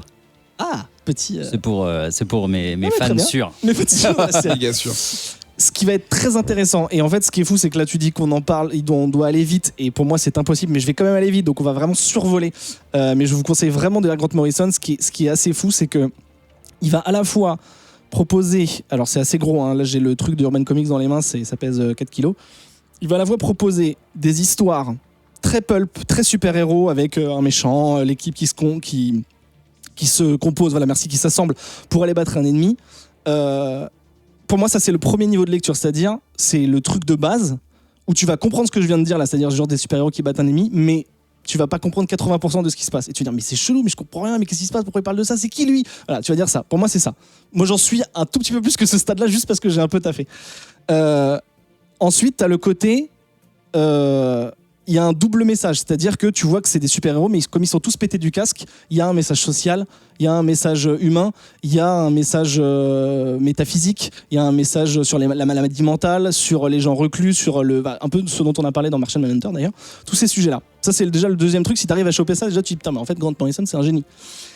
Et après, pour moi, il y a le troisième, je pense qu'il y en a d'autres, mais on va s'arrêter là, le troisième level où si tu taffes pas un petit peu, et c'est un peu ce que j'ai fait, t'arrives même pas à effleurer le truc. C'est-à-dire que j'ai lu des trucs où Grant Morrison s'auto-référence, il fait des références à des courants littéraires comme le dadaïsme. Alors ça c'est taré, mais j'ai un peu... Franchement c'est ultra intéressant, mais là vu que tu veux qu'on aille vite, on refera peut-être un hors-série là-dessus.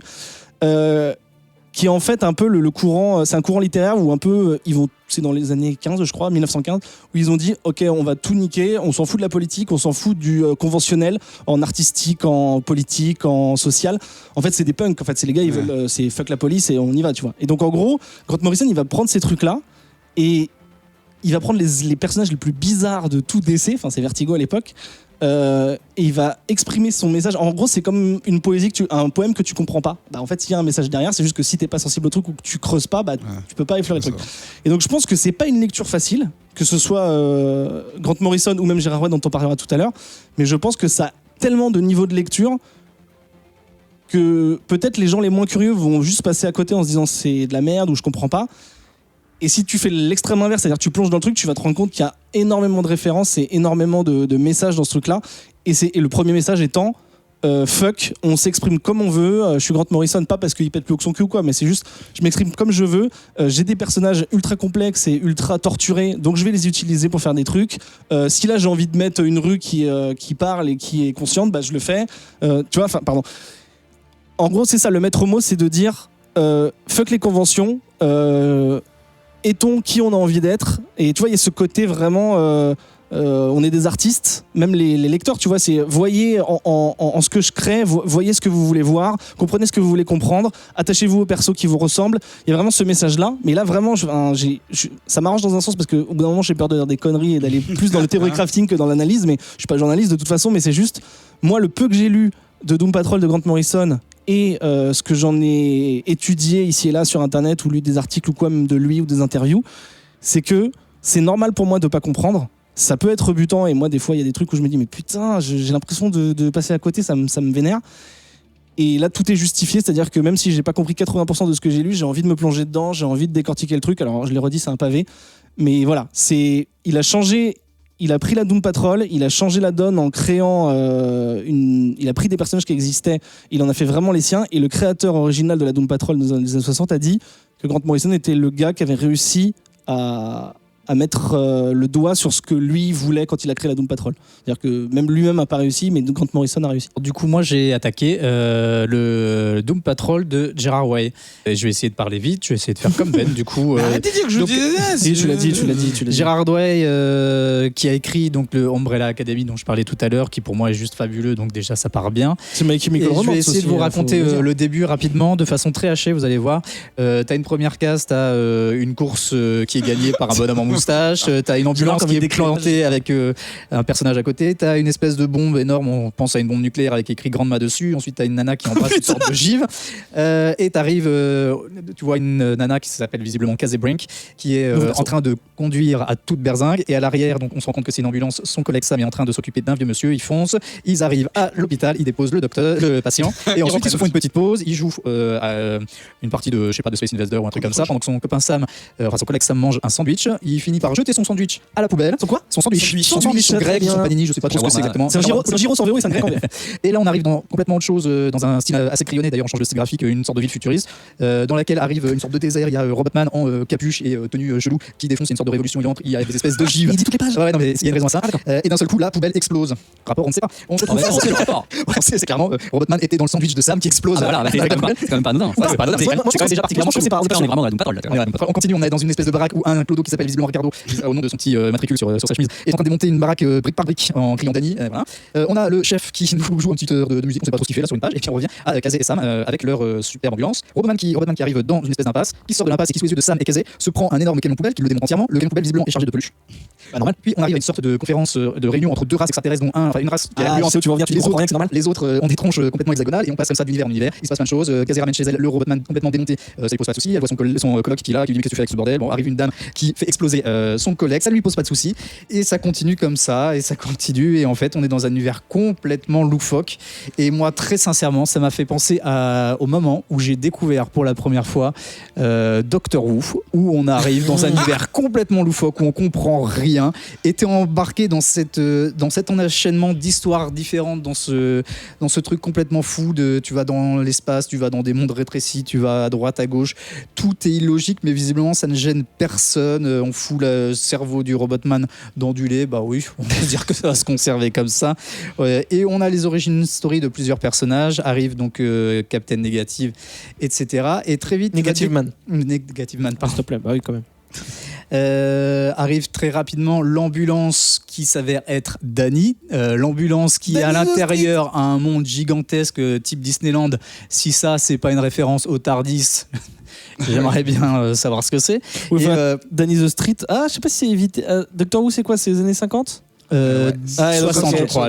Ok, ça va. Je pense que ça se ressemble. Enfin pour moi ça m'a fait le même effet, le même plaisir au début je sais pas où je vais et en plus c'est assez cheap, les personnages sont. Alors pardon mais tous les Doctoros vont me haïr mais je pense que Danny the Street est plus complexe que le Tardis. Après, vous faites ce que vous voulez. Le Tardis, c'est assez complexe. Il a une vraie personnalité qui s'affiche à un moment. Mais est-ce que c'est une icône LGBT drag queer Doctor Who, c'est le meilleur centre de toutes ces questions. Doctor Who, c'est au-delà de tout. Mais non, voilà, pas. Doctor qui Doctor Who. Oh, le mec, il a répondu.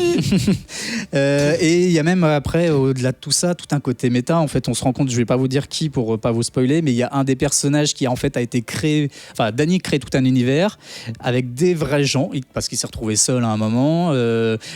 C'est créé toute une ville avec dedans un comic shop. Le comic shop a du coup des comics dedans. Les comics ont créé des personnages qui sont arrivés dans la réalité, qui viennent des personnes. Enfin, c'est complètement mis en spirale, complètement méta, et c'est vachement intéressant. Ça met du temps à s'installer. Les personnages arrivent progressivement, et je trouve qu'il y a un rapport très intéressant à faire avec le Doom Patrol du coup de Grant Morrison. Ah bah c'est clairement le successeur. Ouais, mais d'un autre côté, la façon dont c'est amené, je trouve que c'est beaucoup plus fluide ici et beaucoup plus logique. Je pense que la technique. Mais après, on voit aussi l'époque à laquelle ça a été. Oui, il y a ça, et je pense aussi que Gerard Way est plus jeune et plus proche de notre génération que Grant Morrison à l'époque, quoi. Mais je pense que dans leur. Qu'est-ce que t'as dit ? Je pense que dans leur approche personnelle chacune, Gérard Way a évidemment pris des trucs de Grant Morrison, l'un valide l'autre, etc. Mais je pense aussi que chacun, et je pense que c'est propre à ce que je disais sur celui de Grant Morrison, c'est que chacun a créé sa propre Doom Patrol en obéissant au code qui était établi, mais chacun a exprimé son propre truc. Gérard Way, il est plus punk, tu vois, vraiment punk au sens, bon, il est un petit peu émo aussi, mais alors que Grant Morrison, il était plus dans je vous l'ai dit, les courants littéraires, etc., ce genre de trucs. Mais je pense que c'est aussi le dessin qui aide à la clarté. Le dessin est super beau. En fait, j'arrive en 3e là, et j'ai le rôle de. Disons que j'ai une position qui me permet de faire la synthèse Bah oui. et du coup de parler un petit peu des deux sous le prisme d'un mec qui vient de voir la série et qui n'avait jamais lu avant. Alors, ce que j'ai fait, c'est que je me suis empressé d'acheter le Doom Patrol de Grant Morrison. Ultra excité, je suis rentré chez moi, je l'ai posé sur une chaise et donc je l'ai pas lu. Ce que tout le monde fait. Ce que tout le monde fait. Évidemment. Voilà. Jusqu'à donc à ce que je sois obligé pour cette émission. Et merde. Mais j'ai commencé par la version de Gérard Way. Comme moi, du coup. Parce que plus récente et puis je sais pas pourquoi dans mon orga je me suis retrouvé comme ça. Mais bref, j'étais en train de me dire ok, donc en fait à part Robotman je vois pas les autres en fait. C'est un syndrome gardien de la galaxie un peu. T'avais déjà vu la série à ce moment-là? Ouais. Okay, moi j'ai regardé la série sans avoir lu avant le Ok. moindre Doom Patrol, etc.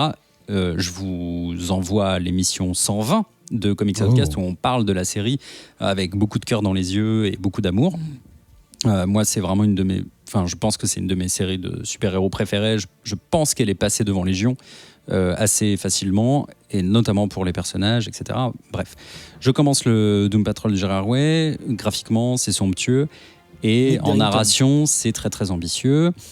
Comprenez par là qu'on ne pige rien et que ça m'a cassé les couilles. Ah. Parce que. Toi, tu l'analyses comme ça. Ambitieux, raté, donc casser les couilles. Non, raté, non, pas raté. J'ai Ah oui, mais t'as dit c'est ambitieux et ça t'a cassé les couilles du coup. Ouais. Bah donc ça veut dire qu'il a un peu raté quelque chose. Bah peut-être. En fait, je trouve qu'il y a un moment j'en suis arrivé là. Le premier, je l'ai un peu subi, je dois dire. Je trouve ça magnifique, mais je pigeais vraiment rien. Et tu vois, je me mets quand même dans la position du gars qui a payé son issue, quoi. Pardon, je viens de vendre le fait que j'avais pas payé mon issue. Je vais à la fin de la 2, j'en apprends un petit peu plus, mais quand même, toujours pas grand-chose. À la 3, je me suis fait, ok, ça y est, il y a un truc. Je commence à comprendre quelque chose. Et du coup, je suis pas entièrement d'accord avec Sam quand il le compare à Doom Patrol en disant qu'on gagne à la Doom Patrol de Grant Morrison. Ah oui, d'accord. Et qui disent qu'on gagne en modernité dans la narration et dans l'exposition, etc. Parce que pour moi, il y a un truc. Alors, c'est plus proche de la série, peut-être, parce qu'effectivement, la série est très what the fuck et il y a des moments où on comprend pas tout et tout. Mais il y a un moment, tu peux pas te passer d'une exposition claire des enjeux et des personnages. Et franchement, ça marche peut-être trop bien comme ça, enfin en livre, c'est ce que j'allais tel dire. que tu l'as lu. Ouais. Moi, qui l'ai lu en issue, Oui, je pense c'est que ça toujours doit être une très- lecture plus morcelée, etc. Et on l'a déjà dit ici plusieurs fois, il y a des trucs qui s'y prêtent pas. Je pense que le Doom Patrol de Gérard Way de 2016 ne s'y prête pas. Ne le lisez pas comme ça, de toute façon, ça serait idiot puisqu'il est sorti il y a 3 ans. Et vraiment, ça m'a accroché au bout en gros de 60 pages, quoi, tu vois. Mais avant ça, ça a été très très difficile. C'est pas une lecture facile, de toute façon, Et c'est clair et net. c'est une lecture compliquée, et voilà. Et puis vous aurez commencé à comprendre, puisque j'avais dit la même chose de Martian Manhunter, que j'ai un QI limité, donc. Et non, mais Doom Patrol de Morrison. Alors là, pour le coup, je me suis vraiment beaucoup plus retrouvé dans la série, en fait, parce que déjà il y a des personnages en commun, mais même en fait quelque part dans son rythme de narration et dans l'exposition des personnages, et puis dans les thèmes abordés. Enfin, bon, vous avez pas vu la série, mais clairement, en fait, c'est beaucoup plus proche du Doom Patrol de Grant Morrison, donc de 1989, que du Doom Patrol de Gérard Way. Même si clairement, je vois dans la série ce qu'ils ont pris à Gérard Way. J'ai l'impression en fait que c'est l'exposition et le contenu et le message de Morrison, mais la folie de Gérard Way. Et ça marche super bien dans la série, donc déjà d'une, regardez la série, et puis non vraiment, enfin je pense qu'il faut lire les deux parce que les deux sont à la fois très très beaux et en même temps on comprend à quoi ça sert dans l'univers des comics. En fait, moi, le conseil que je donnerais aux gens, après chacun lit de sa façon, et etc., et comprend ce qu'il a envie de comprendre, et les sensibilités sont différentes. Ce que je dirais, c'est il faut alors c'est difficile de dire ça à quelqu'un qui veut se plonger dans un truc, surtout quand le bouquin de Grant Morrison est énorme, mais il faut apprendre à lâcher prise il faut en fait, il faut avoir envie de se perdre et de pas comprendre. Et c'est un peu, comment on appelle ça, paradoxal ou contre-intuitif, exactement. Mais de se dire, ok, je rentre dans un truc où je comprends pas tout. Ça va être extrêmement frustrant au départ, mais après je parle pour moi, mais ça va être extrêmement gratifiant et comment on appelle ça, et satisfaisant de voir les pièces s'assembler.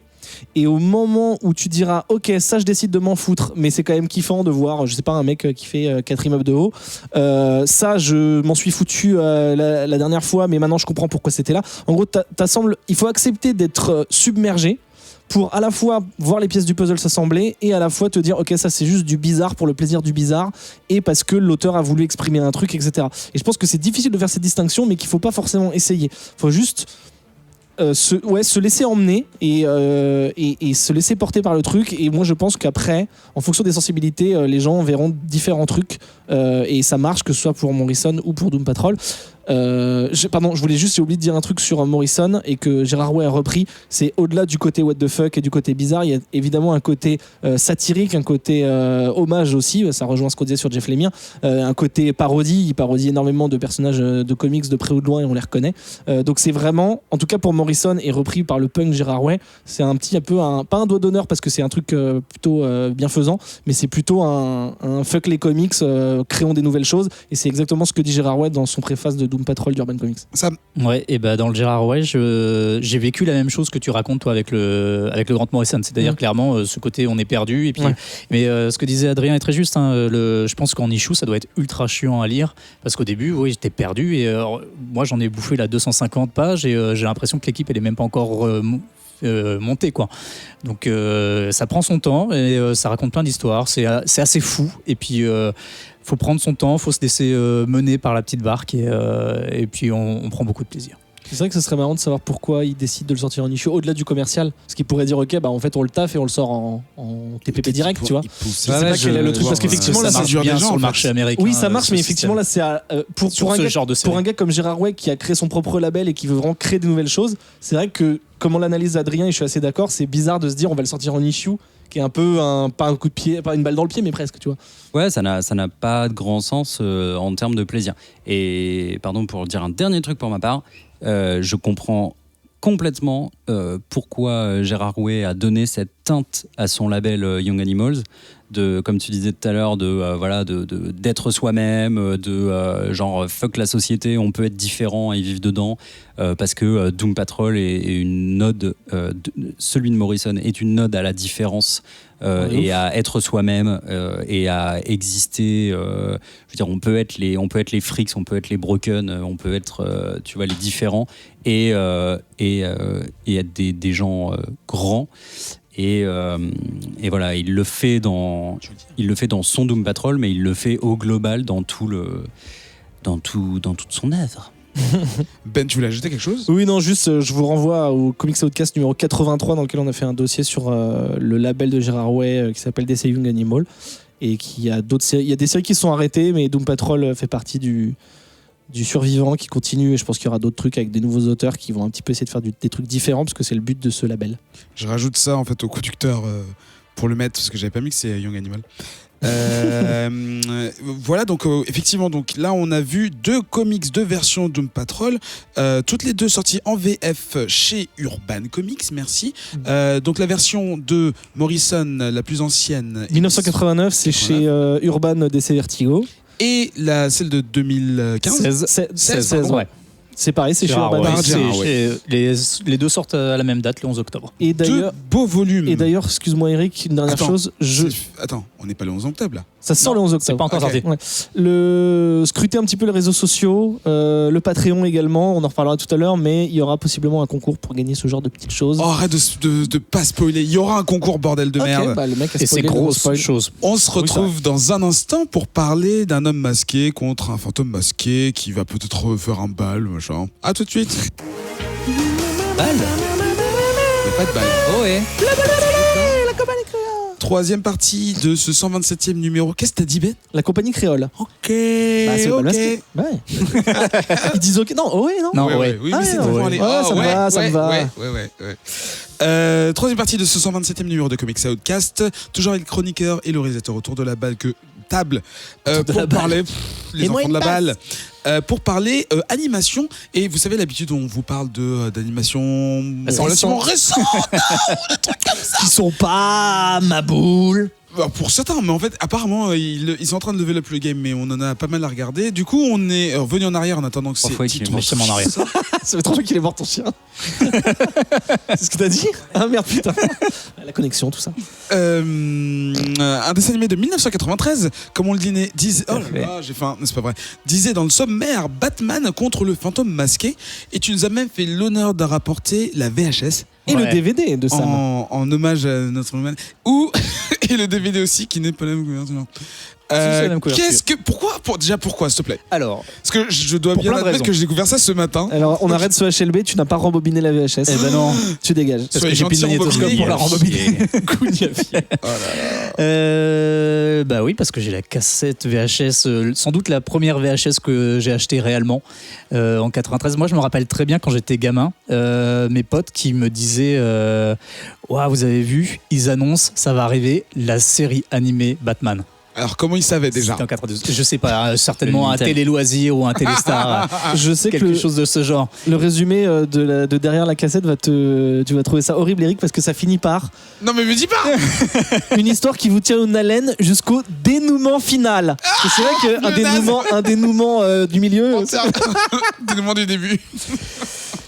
Et donc pourquoi déjà c'est un dessin animé que la série tout entière je l'adore. C'est vraiment avec ça que j'ai découvert le comics, puisque même après ça il y a eu toute une série de comics qui sortaient en France tirés de l'animé. C'est les premiers comics que j'ai achetés, que j'ai collectivonnés, je les avais tous, je les ai vendus pour 10 francs lors de ma première de mon premier vide-grenier. Ah ouais, là, tu regrettes, je regrette énormément. Et du coup, ce dessin animé, en fait, le Batman contre le fantôme masqué est directement tiré de cette série animée. Il est arrivé en 93, donc entre la saison 1 et la saison 2, ça a été le premier d'une série de films. Il y a eu un film en fait entre chaque saison. Est-ce que c'est pas un peu ça qui a lancé DC Animation et tout ça? La Warner Bros. Ouais. Non, DC, pardon, Warner, effectivement. Sans doute, ouais, c'est peut-être. Il y avait déjà la série animée Batman qui était. Ouais, non, oui, le film, l'histoire du film annuel, tu sais, Throne of Atlantis, je sais tout pas, ça. je sais pas. Effectivement. Ouais. En tout cas, la série avait chaque année son film. Donc le fantôme masqué en premier. Ensuite, il y a eu Sub-Zero qui était une super histoire aussi avec donc le Mr. Freeze. La mystérieuse Batwoman, donc qui nous faisait découvrir. Je crois que c'est d'ailleurs la seule histoire dans le dessin animé qui parle de Batwoman. Et le dernier, Batman la relève, le retour du Joker, puisque là, ça venait suite à la série. Donc Batman la relève. Beyond. Ouais, Beyond, exactement. Où vous soignez vieux et il y a le jeune. Tellement stylé, putain, c'est trop cool. J'ai eu bref, je raconte ma life. Vas-y, continue. Tu le feras en outro. Et donc ce Batman nous raconte en fait un an après le début de la série, quelque part les débuts. C'est une origin story. C'est un peu le Year One animé, quoi. C'est un peu le Year One animé, ouais. Moi, quand j'ai vu Batman Begins après, il m'a vraiment fait penser à celui-là. Il y a beaucoup de choses est tiré de Year One, donc c'est pour ça. Ouais, mais aussi tiré. Enfin, pour moi, il y a beaucoup de ressemblances avec le Batman contre le fantôme masqué. On voit, en fait, on a notre Batman qui vient démanteler un groupe de mafieux qui se tape les gros bras pendant que le chef Chucky Sol s'enfuit dans un parking pour aller chercher sa voiture, et arrive face à lui un mec encapuchonné qui pense être Batman au début. Se rend compte en fait que c'est plus une sorte de fantôme qui est dans un nuage de fumée. Il essaye de s'enfuir, fonce vers lui en bagnole et se vautre du parking qui a un étage et se tue. Les gens, Batman arrive à ce moment-là, va voir ce qui s'est passé, voit la voiture écrasée, et les gens voient Batman, donc Batman est pour eux le coupable. Alors que c'est Taskmaster depuis. Et d'ailleurs, Fast and Furious 7, je crois, n'a rien inventé en passant d'un immeuble à l'autre en voiture, puisque la voiture du mafieux va d'un immeuble à l'autre. Sauf que là, c'est raté. Oui, mais c'était en 1993, et du coup, Fast and Furious n'a rien inventé. Mais bien sûr. Ça se trouve, il s'est inspiré directement de cette scène. Je pense que c'est un hommage.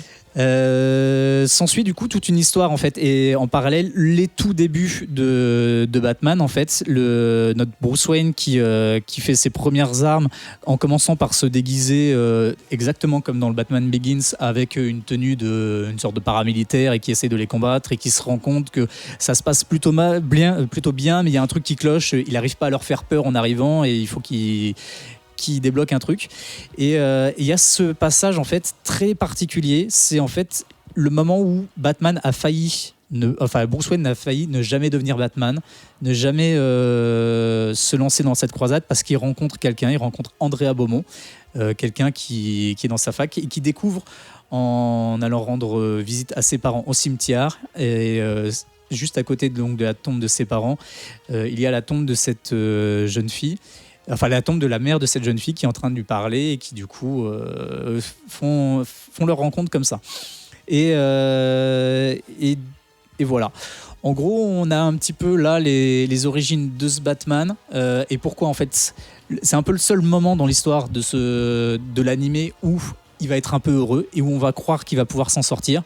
Pour rappel, du coup, je disais tout à l'heure, Batman, ça va jusqu'à Batman Beyond, donc le moment où Batman est vieux, enfin Bruce Wayne est vieux et en fait, il n'a jamais construit de famille, il a même tous ses anciens Robins sont détournés de lui, il est vraiment seul.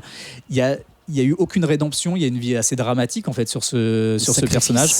Et ce moment-là, en fait, je trouve ça ultra intéressant, ultra touchant qu'on nous raconte cette histoire de, en fait, il aurait pu vivre une vraie vie.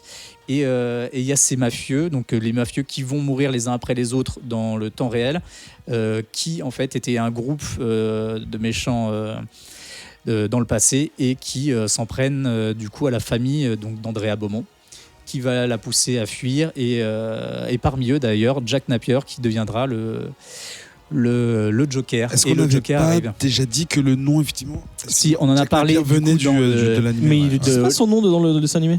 Non, mais on les a dans les crédits. Oh, le mec, il a fait du méta. Et donc, oui, on en a parlé dans le White Knight de Sean Murphy, qui est d'ailleurs un très bel hommage à la série animée. En fait, si on y fait très attention, déjà, ça parle énormément d'Harley Quinn qui a été créée dans la série animée. Mais ils font beaucoup de références en fait aux personnages qui ont été construits, tels qu'ils ont été construits dans la série animée. Je trouve ça mortel de rendre canon sans même hésiter des persos qui ont été créés dans un autre média que le comic. Je trouve ça taré. Ouais. Surtout parce que c'est un truc que nous on a eu la chance de vivre parce qu'on l'a. Moi, je connaissais Batman, mais pour moi, Harley Quinn, elle est là depuis le début. J'ai pas connu Batman avant, enfin en tout cas quand j'étais petit, donc c'est indissociable. Et aujourd'hui, quand on me dit oh mais en fait c'est une création du dessin animé et tout, je me dis mais c'est pas possible, c'est un truc naturel pour Batman, c'est sa suite quoi. C'est un personnage qui vient dans son histoire. Mais non, en fait, c'est un rajout très récent. Et donc, tu me demandais, pour faire le lien, il y a 10 minutes pourquoi ce film-là maintenant? Et il y a quelques temps, on nous a annoncé, Tom King a annoncé l'arrivée du fantôme masqué dans les histoires canon pour la première fois de DC, de Batman, dans la série Batman Catwoman. On s'est rendu compte qu'Adrien n'avait jamais vu ce film. Je me suis dit, c'est pas possible. Pour moi, c'est un des meilleurs films de Batman, tout simplement, et qui a du coup vraiment marqué mon enfance. C'est très marrant en plus que ça arrive avec Tom King juste après le mariage raté de Batman et Catwoman, avec cette histoire de. Oh, c'est bon, là, je pense que maintenant. Regarde, tu viens de niquer. Moi, je viens de recevoir le set, là, le Meet the Wedding, là, wedding truc, là, il y a 3 mois. Il a tout niqué. Donc, tu vas te calmer. Et qui nous parle de cette histoire d'amour raté et qui arrive dans le Batman. Là on sait quand même que j'ai expliqué que le Batman il est jamais revenu, il a jamais été heureux parce que s'il y en a cette histoire. S'il y en a qui l'ont pas vu, peut-être on spoil pas certains trucs. On spoil pas trop, mais ce film je le conseille énormément. Au niveau des graphismes, c'est l'animé, c'est du Bruce Timm purement. Donc vite fait à la réal, on a Bruce Timm et Eric Radomski, excusez-moi. Et au scénario, on a quand même des grands noms du type Paul Dini, Alan Burnett, Martin Pascoe, Michael Reeves, qui sont les scénaristes de la série animée dans son ensemble. Et Paul Dini, qui est quand même un scénariste qui a beaucoup œuvré sur le Batman. Qu'est-ce que je voulais dire? Les décors sont magnifiques. Oui. C'est du style impressionniste allemand, c'est toujours dans la même veine et c'est magnifique, c'est vraiment très graphique, il y a vraiment des cadrages, c'est très réfléchi, c'est très bien foutu. Toute l'histoire est bien construite, je vais pas en dire plus, mais t'as vraiment beaucoup de parallèles et t'as un personnage extrêmement fort, le personnage d'Andrea Beaumont qui a beaucoup de punchline, qui se laisse pas faire, qui remet régulièrement le Batman à sa place de façon bien drôle et bien vénère et sur des choses qui crée en plus le personnage réellement quand il lui dit tu obéis toujours aux ordres de ton père et lui répond s'il y en a bien un de nous deux qui subit encore l'influence de ses parents, c'est bien toi quoi. Et ce genre Est-ce qu'il y avait un groupe de noirs à côté de avec un qui tombe Oui, c'est possible. Bon. Quelqu'un veut ajouter quelque chose? Adrien qui n'a pas parlé du tout. Eh bien oui, puisque c'était ma toute première fois. Toute première. Et j'ai trouvé ça, c'était un moment hier soir magique de replonger en enfance, d'une part grâce à l'affiliation avec The Anonymity de série, non mais qui a quand même bercé mes week-ends et mes matinées. Et voilà, en fait j'avais jamais vu ce long métrage et quand j'ai vu effectivement que Tom King annonçait ça et que tout le monde était là genre what, et moi j'étais là ok. C'est vrai que j'avais raté celui-là alors que j'avais pas raté par exemple celui sur Freeze, etc. Enfin, une surprise partie. Mais ouais, mais alors pourquoi j'avais raté celui-là va savoir. Alors, en tout cas je trouve que ça plutôt bien vieilli dans l'histoire, dans le design et tout. Enfin voilà, tout fonctionne assez bien. Il y a des trucs qui sont un peu grossiers quand même, à base de flashback et machin. Ouais. Tu vois, c'est pas toujours ouf. L'animation, tu sens que c'est pas une grosse prod. Les démarches des personnages, c'est pas toujours ouf. Genre mais démarche, genre payer ses impôts. Mais c'est super, exactement. Mais c'est super malin. Il est tellement fier de cette blague. C'est assez émouvant. Non, c'est vraiment bien. Mais après, je sais que je ne l'apprends à personne. Tu vois, je pense que là sur le Bouya Comics Club, tout le monde se dit bah ouais mon gars, qu'est-ce que t'avais fait? Je suis pas sûr que tout le monde l'ait vu. Hein. Qu'est-ce que t'as fait Quelle jeunesse triste, en 93? Qu'est-ce que t'avais cours t'avais piscine? Mais clairement, je sais pas si c'est passé.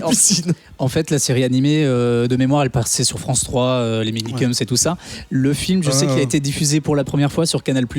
Et je sais pas s'il a été diffusé une seule fois en fait sur France 3. Si ça se trouve, c'est. Moi, j'ai vu en cassette. Moi, je l'ai vu avec ma cassette et je l'ai bouffé 1000 fois. Je me suis racheté le DVD dès que j'ai pu. Par contre, le DVD il est rembobiné. Il est rembobiné. Ça y a du monde. Ben. Oui, non, moi je vais pas redire ce que ont dit mes petits camarades. Moi, les trucs que j'ai préférés, je vais pas trop parler du graphisme parce que pour moi, c'est du niveau du dessin animé qui est pour moi parfait. Évidemment, il est pas exempt de défauts comme dit Adrien, mais c'est toujours. C'est la version Eco Plus de la série. Non, même pas parce qu'en plus, dans le scénario. Ce qu'on n'a pas noté, enfin nous on parle du marché français, il est sorti en VHS, mais aux États-Unis il est sorti au cinéma. Non. Moi, c'est un truc que j'aurais aimé voir sur grand écran. Quelle que soit la bonne facture ou pas de l'animation ou quoi, il y a toujours des très beaux décors et tout. En plus, j'aime toujours ce petit côté qu'il y a même dans les films live, le petit côté de Gotham. Tu penses que c'est les années 50 alors qu'il y a des ordinateurs. Enfin, tout ce côté, cette imagerie du Gotham un peu art déco du coup. Toujours.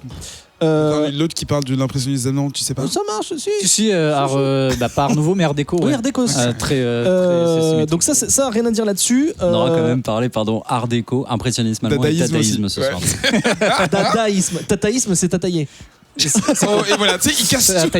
Non, mais en plus il a dit dada, c'est moi qui ai mal compris. Donc oui, non, rien à dire là-dessus. J'aime beaucoup aussi côté scénario, j'aime beaucoup le fait, comme l'a dit Sam, l'origin story, de savoir comment Batman s'est fait, tout ça. Le côté aussi enquêteur de Batman. C'est vrai qu'on peut se poser la question des fois. Clairement, c'est une origin story sans qu'on voit une seule fois la mort des parents. Non, c'est vrai. C'est assez malin en plus. Origin story de Batman et pas de Bruce Wayne. C'est ça qui est intéressant. Et effectivement, ce côté détective qu'il n'y a pas dans toutes les productions, qu'il y a beaucoup dans la série animée. Donc pour le coup, ça c'est bien fichu. Maintenant, j'ai quelques petites, parce que je l'ai revu, je l'avais pas vu depuis longtemps. Je l'ai revu avec mes yeux d'adulte. Maintenant, j'ai des petits griefs. Pourquoi ça te voit non, c'est juste que en fait, je trouve que c'est en partie à cause du marché français. Je trouve que le film est mal vendu dans le sens où deux choses. Déjà, je trouve que le titre a beaucoup de sens en VO. C'est Mask of the Phantasm. Alors qu'en français ils ont traduit ça en contre le fantôme masqué. Et pourquoi c'est relou? Parce que déjà à la traduction on perd le côté tout ce dont Sam a parlé du fait que Bruce Wayne a des désirs, a des envies de liberté et tout. Le fantasme en fait c'est ça, c'est pas tant le méchant en lui-même au premier degré, je pense qu'il faut comprendre. Et le côté masque, c'est est-ce que Bruce Wayne a un masque ou est-ce que Batman qui a le masque de Bruce Wayne, toute cette problématique qu'il y a depuis tout le temps. Donc je trouve que et là on met un adversaire. Ouais. Voilà, là on met que l'adversaire en mode blockbuster, tu vois. Bon, ça c'est pas très grave, mais le truc aussi c'est que de l'autre côté, je trouve que tous les bons trucs qu'on a dit sur le fait que Bruce Wayne se pose des problèmes, est-ce qu'il va être heureux, etc., c'est super bien. Mais en même temps, je trouve que le méchant est assez peu utilisé. Là, pour le coup, je parle du côté popcorn du truc, où j'aurais bien aimé plus de scènes un petit peu d'action waouh, où l'animation justement aurait pris le pas sur le spectacle, si tu veux. C'est-à-dire que j'aime bien tout le côté scénaristique et tout profond et étude psychologique de Batman, mais j'aurais bien aimé qu'il y ait un peu plus de baston et un peu plus d'action. Et du coup, tu peux pas tout avoir. Non, bien sûr. Mais du coup, il y a de la baston. Il y a de la baston. Oui, alors mais... c'est plus Batman contre. Oui, non, mais ce que je veux dire, c'est que du coup, quand j'étais petit, pour moi, j'étais trop content. La gueule, Eric fixe ça. Non, en fait, je voulais voir la tête de Sam après un spoil. Tu vois, ce que je veux dire, c'est qu'au-delà du titre qui est bizarrement traduit où on perd des trucs, à l'inverse, c'est vendu comme un truc genre attention, Batman va se battre contre le fantôme masqué. Et en fait, l'intérêt n'est pas là. Et du coup, je suis mi-figue, mi-raisin, mais ça reste une très belle production, un très beau film. Et vu que ça fait écho à la série télé qui est possiblement le médium Batman tout confondu le plus réussi, c'est oui. Sam. Ouais, juste pour redire à la distribution. Si ça dure, vas-y, go. On a Kevin Conroy qui est pour la VO qui est l'un des plus grands doubleurs de Batman, donc qui fait Batman et Bruce Wayne. Mais en France, on a Richard Darbois. Ah bah oui. Je crois que c'est Gérard Darmon. Non, Richard Darbois qui fait tout quasiment, qui fait Harrison Ford, tout à fait. Enfin pas tous, mais depuis un bon moment maintenant, qui vous fait Buzz l'éclair, qui vous a fait le génie d'Aladin, qui vous a fait Rasputin dans Anastasia. On s'en fout. Qui s'en rappelle? Franchement là, non. C'est trop bien, il chante dedans. Anastasia, c'est qui fait ça c'est la vraie. 1000 rôles, il est partout et il a une voix de ouf. Jacques Siron. J'en connais les. Jacques Siron qui fait Alfred. Il est hyper connu. Oui, qui est génial et qui faisait même d'ailleurs dans les doublages français. Oh my god! Et Pierre Attet qui fait le Joker. Qui est pas mieux que Mark Hamill parce que c'est Mark Hamill. Ah oui, moi pour le regarder, je l'ai piraté aussi le film. J'ai toujours pas entendu Mark Hamill dans le Joker. J'attends parce que tout à l'heure il dit attention. Oui, je me suis mis à la place d'un gars qui a pas payé son issue. Après il fait je suis désolé et là il s'en bat les couilles. Il fait ouais, j'ai piraté que s'il y a le film il a 25 ans parce que je m'en bats les couilles. Donc Mark Hamill qui est aussi quelqu'un qui a longtemps incarné le personnage de Joker. D'ailleurs, à certains moments dans la version française, t'as le rire de Mark Hamill qui est resté un peu comme du sound design. Ah c'est nul ça. Non, ça marche vachement bien. Mais on s'en fout de ce que tu dis. T'as raté une blague, Adrien? Et du coup, Pierre Attet, qui est également la voix française de Christopher Lloyd. Faites votre blague de merde. Ah, mais non, mais. Bim. Mais non, mais. C'est le nom du cum. Siron? Pierre Attet. Ah, Pierre Attet. Oh là là, la vache, oh putain. Oh merde. Pierre Attet. J'ai Pierre Attet. J'ai raté la meilleure blague de l'année. Ah, c'est pour ça que tu t'es levé, que t'as fait ton. Non, mais je suis qu'une merde. Je suis vraiment une grosse merde. J'ai loupé, je me sens sale. Franchement, j'ai un peu honte de l'avoir raté. Non, elle est ouf. Je les ai, quoi. C'est lui. Elle est ouf. Bref. Je suis désolé, Sam. Pardon. Qui d'autre là? Mark Hamill, c'est bon. Et Abe Vigoda? Non, on s'en fout. Et toi, tu l'as quand même une. Non, on va finir. J'ai fait les deux, j'ai eu l'occasion de. Non, parce que je veux dire en hommage à notre enfance, moi je m'attendais. Là, je l'ai revu en VF il y a 2 jours.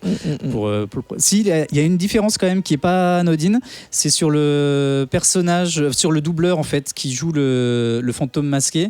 C'est en VO et en version québécoise, c'est la même personne pour le fantôme masqué et pour un personnage précis, alors que je vais éviter de vous spoiler. Pourquoi le dire? Non, mais c'est vrai. Alors qu'en VF, c'est deux doubleurs différents. Et c'est pareil dans Man of Medan, c'est bizarre. Hein, mais alors, c'est peut-être pas celui que tu crois. Je ne suis pas sûr que vous croyez. Ah ouais? Sacré français. Allez, quelque chose dans la version, dans le outro, où on pourra spoiler à fond. C'est la fin de cette émission. Si Adrien était au courant que j'allais faire ça. Ouais. C'est la fin de ce 127e épisode qui, je suis sûr, est le plus long, qui n'est pas une émission en public. On va dire au revoir et merci à nos chroniqueurs. Qu'est-ce qu'il fait? Se gratte le front avec son ordinateur? Oui, je sais ce qu'il y a sur mon conducteur, Ben, je vais le faire.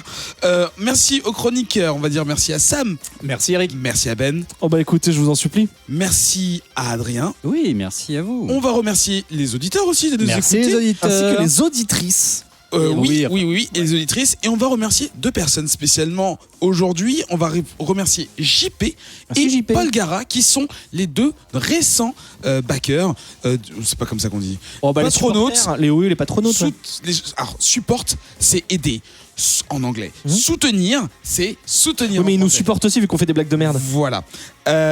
Du Patreon. Donc le Patreon, c'est ce bel endroit, site assez bien fait avec une belle photo qu'on a pris dans le froid, où on vous donne des bonus, on vous montre les coulisses des podcasts, à la fois Whisperos, Comics Outcast et Le Défaussé. On vous parle de tout ce qu'on en fait, les projets quand on les fait en avance, les vidéos que je mets dessus, que j'ai pas encore uploadé, et je sais même pas si elles sont montables. Donc là, tu teases un truc qui est dans le passé. Oui, voilà, mais non, qui est dans le futur là. De même que la vidéo que j'ai prise pour les 7 épisodes, pas du tout.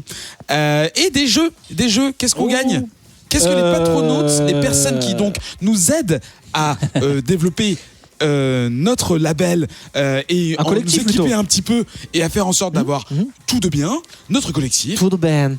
Et bah là, en l'occurrence, tu vois, Doom Patrol que je vais faire gagner, il est possible que ce soit gagnable sur le Le Patreon. dictionnaire que j'ai en face de moi là. Non, tu te calmes, c'est Grant Morrison. À voir si ensuite on peut faire gagner autre chose au BCC par exemple, mais les patronautes ont la primeur par exemple de ce genre de petits concours parce que bah, c'est cool de récompenser la petite communauté qui se forme et merci de nous soutenir. Tu vas en avoir Quelle pour 100 initiative. balles de frais de port là. Ça Ah ouais, non. en espérant qu'il habite dans un des départements les plus proches de nous. Qu'est-ce qu'on fait d'autre? On vous demande pas votre actu parce que c'est un peu long, puis on vous connaît, vous êtes tous super connus. Ah si, je peux te dire un bordel, truc. oui. C'est que du coup, non, parce qu'on parlait de Batman. Jesus Christ! Je vais pouvoir J'adore. name dropper Comics Outcast dans le prochain Floodcast. Parce Eh ben, qu'avec avec Joe, on va faire un Floodcast spécial Batman, parce qu'il y a Ah. Joker qui sort. Du coup, mon gars, je me suis retapé tous les films Batman, dont Batman et Robin, et je peux te dire Oh que là ça là. fait mal au Mais cul. faut arrêter avec de ce film. Bah non, mais si de on le fait un fâcher. truc sur tout Batman, Mais on a tout Batman. j'écouterai. Surtout pour savoir si vous ferez une Bah, c'est surtout pour entendre la voix de Joe dans un micro de podcast, puisque Joe. Depuis, arrêtez. Prochain épisode de Comics Outcast, ce sera le 128 naturellement. L'heure et Loire. Oui, parce qu'on vous l'a spoilé dans le sommaire. Quel Merci. Prochain épisode, donc le 25 octobre 2019. On aura déjà pas encore changé d'heure, je ne sais pas. 25 octobre. Ah ben 25 octobre, je pense que le prochain C'est cool c'est quoi sera sorti. Parce que tu me demandes en actu. Waouh. Ouais. Et celui passé avec Zéphiriel sur le géocaching est déjà disponible d'ailleurs. Qu'on fait avec Adrien Larousé. Et ainsi qu'un nouveau comité. Ah c'est ça. Donc plein de trucs qui vont tomber Ouais, mais jusqu'à. tu dis que tu t'en fous. Je m'en foutais. Ouais. De toute façon, moi je mets vos actus dans la également- page de l'émission sur Spotify. Tu sais, quand on tourne les Plein de trucs là. défaussés je et de Whisperos, je pense, d'ici le 25 octobre. Ouais, je crois qu'il y a un Whisperos qui se concocte. J'avoue que je suis un peu perdu dans le calendrier, mais je sais qu'il y en a un qui arrive là. Mais je sais pas quand est-ce qu'il est. Et moi, En tout je cas- avais pas mal joué avec Zéphiriel et Alex pour le défausser. C'était sympa. C'était très sympa. Allez écouter les émissions. Elle est sortie ton émission? Bah, c'est pas mon émission, mais Enfin, je l'émission joue dans avec laquelle eux. On tu m'entend un as petit fait. peu si vous voulez, mais il y a des jeux super cool. Du coup, le défaut, c'est quoi? Il y en a pas. Ok. Parce que tu sais, le défaut, c'est quoi? C'est cool. Allez, à bientôt. Bisous les gens. Lisez bien, portez-vous bien. Ciao.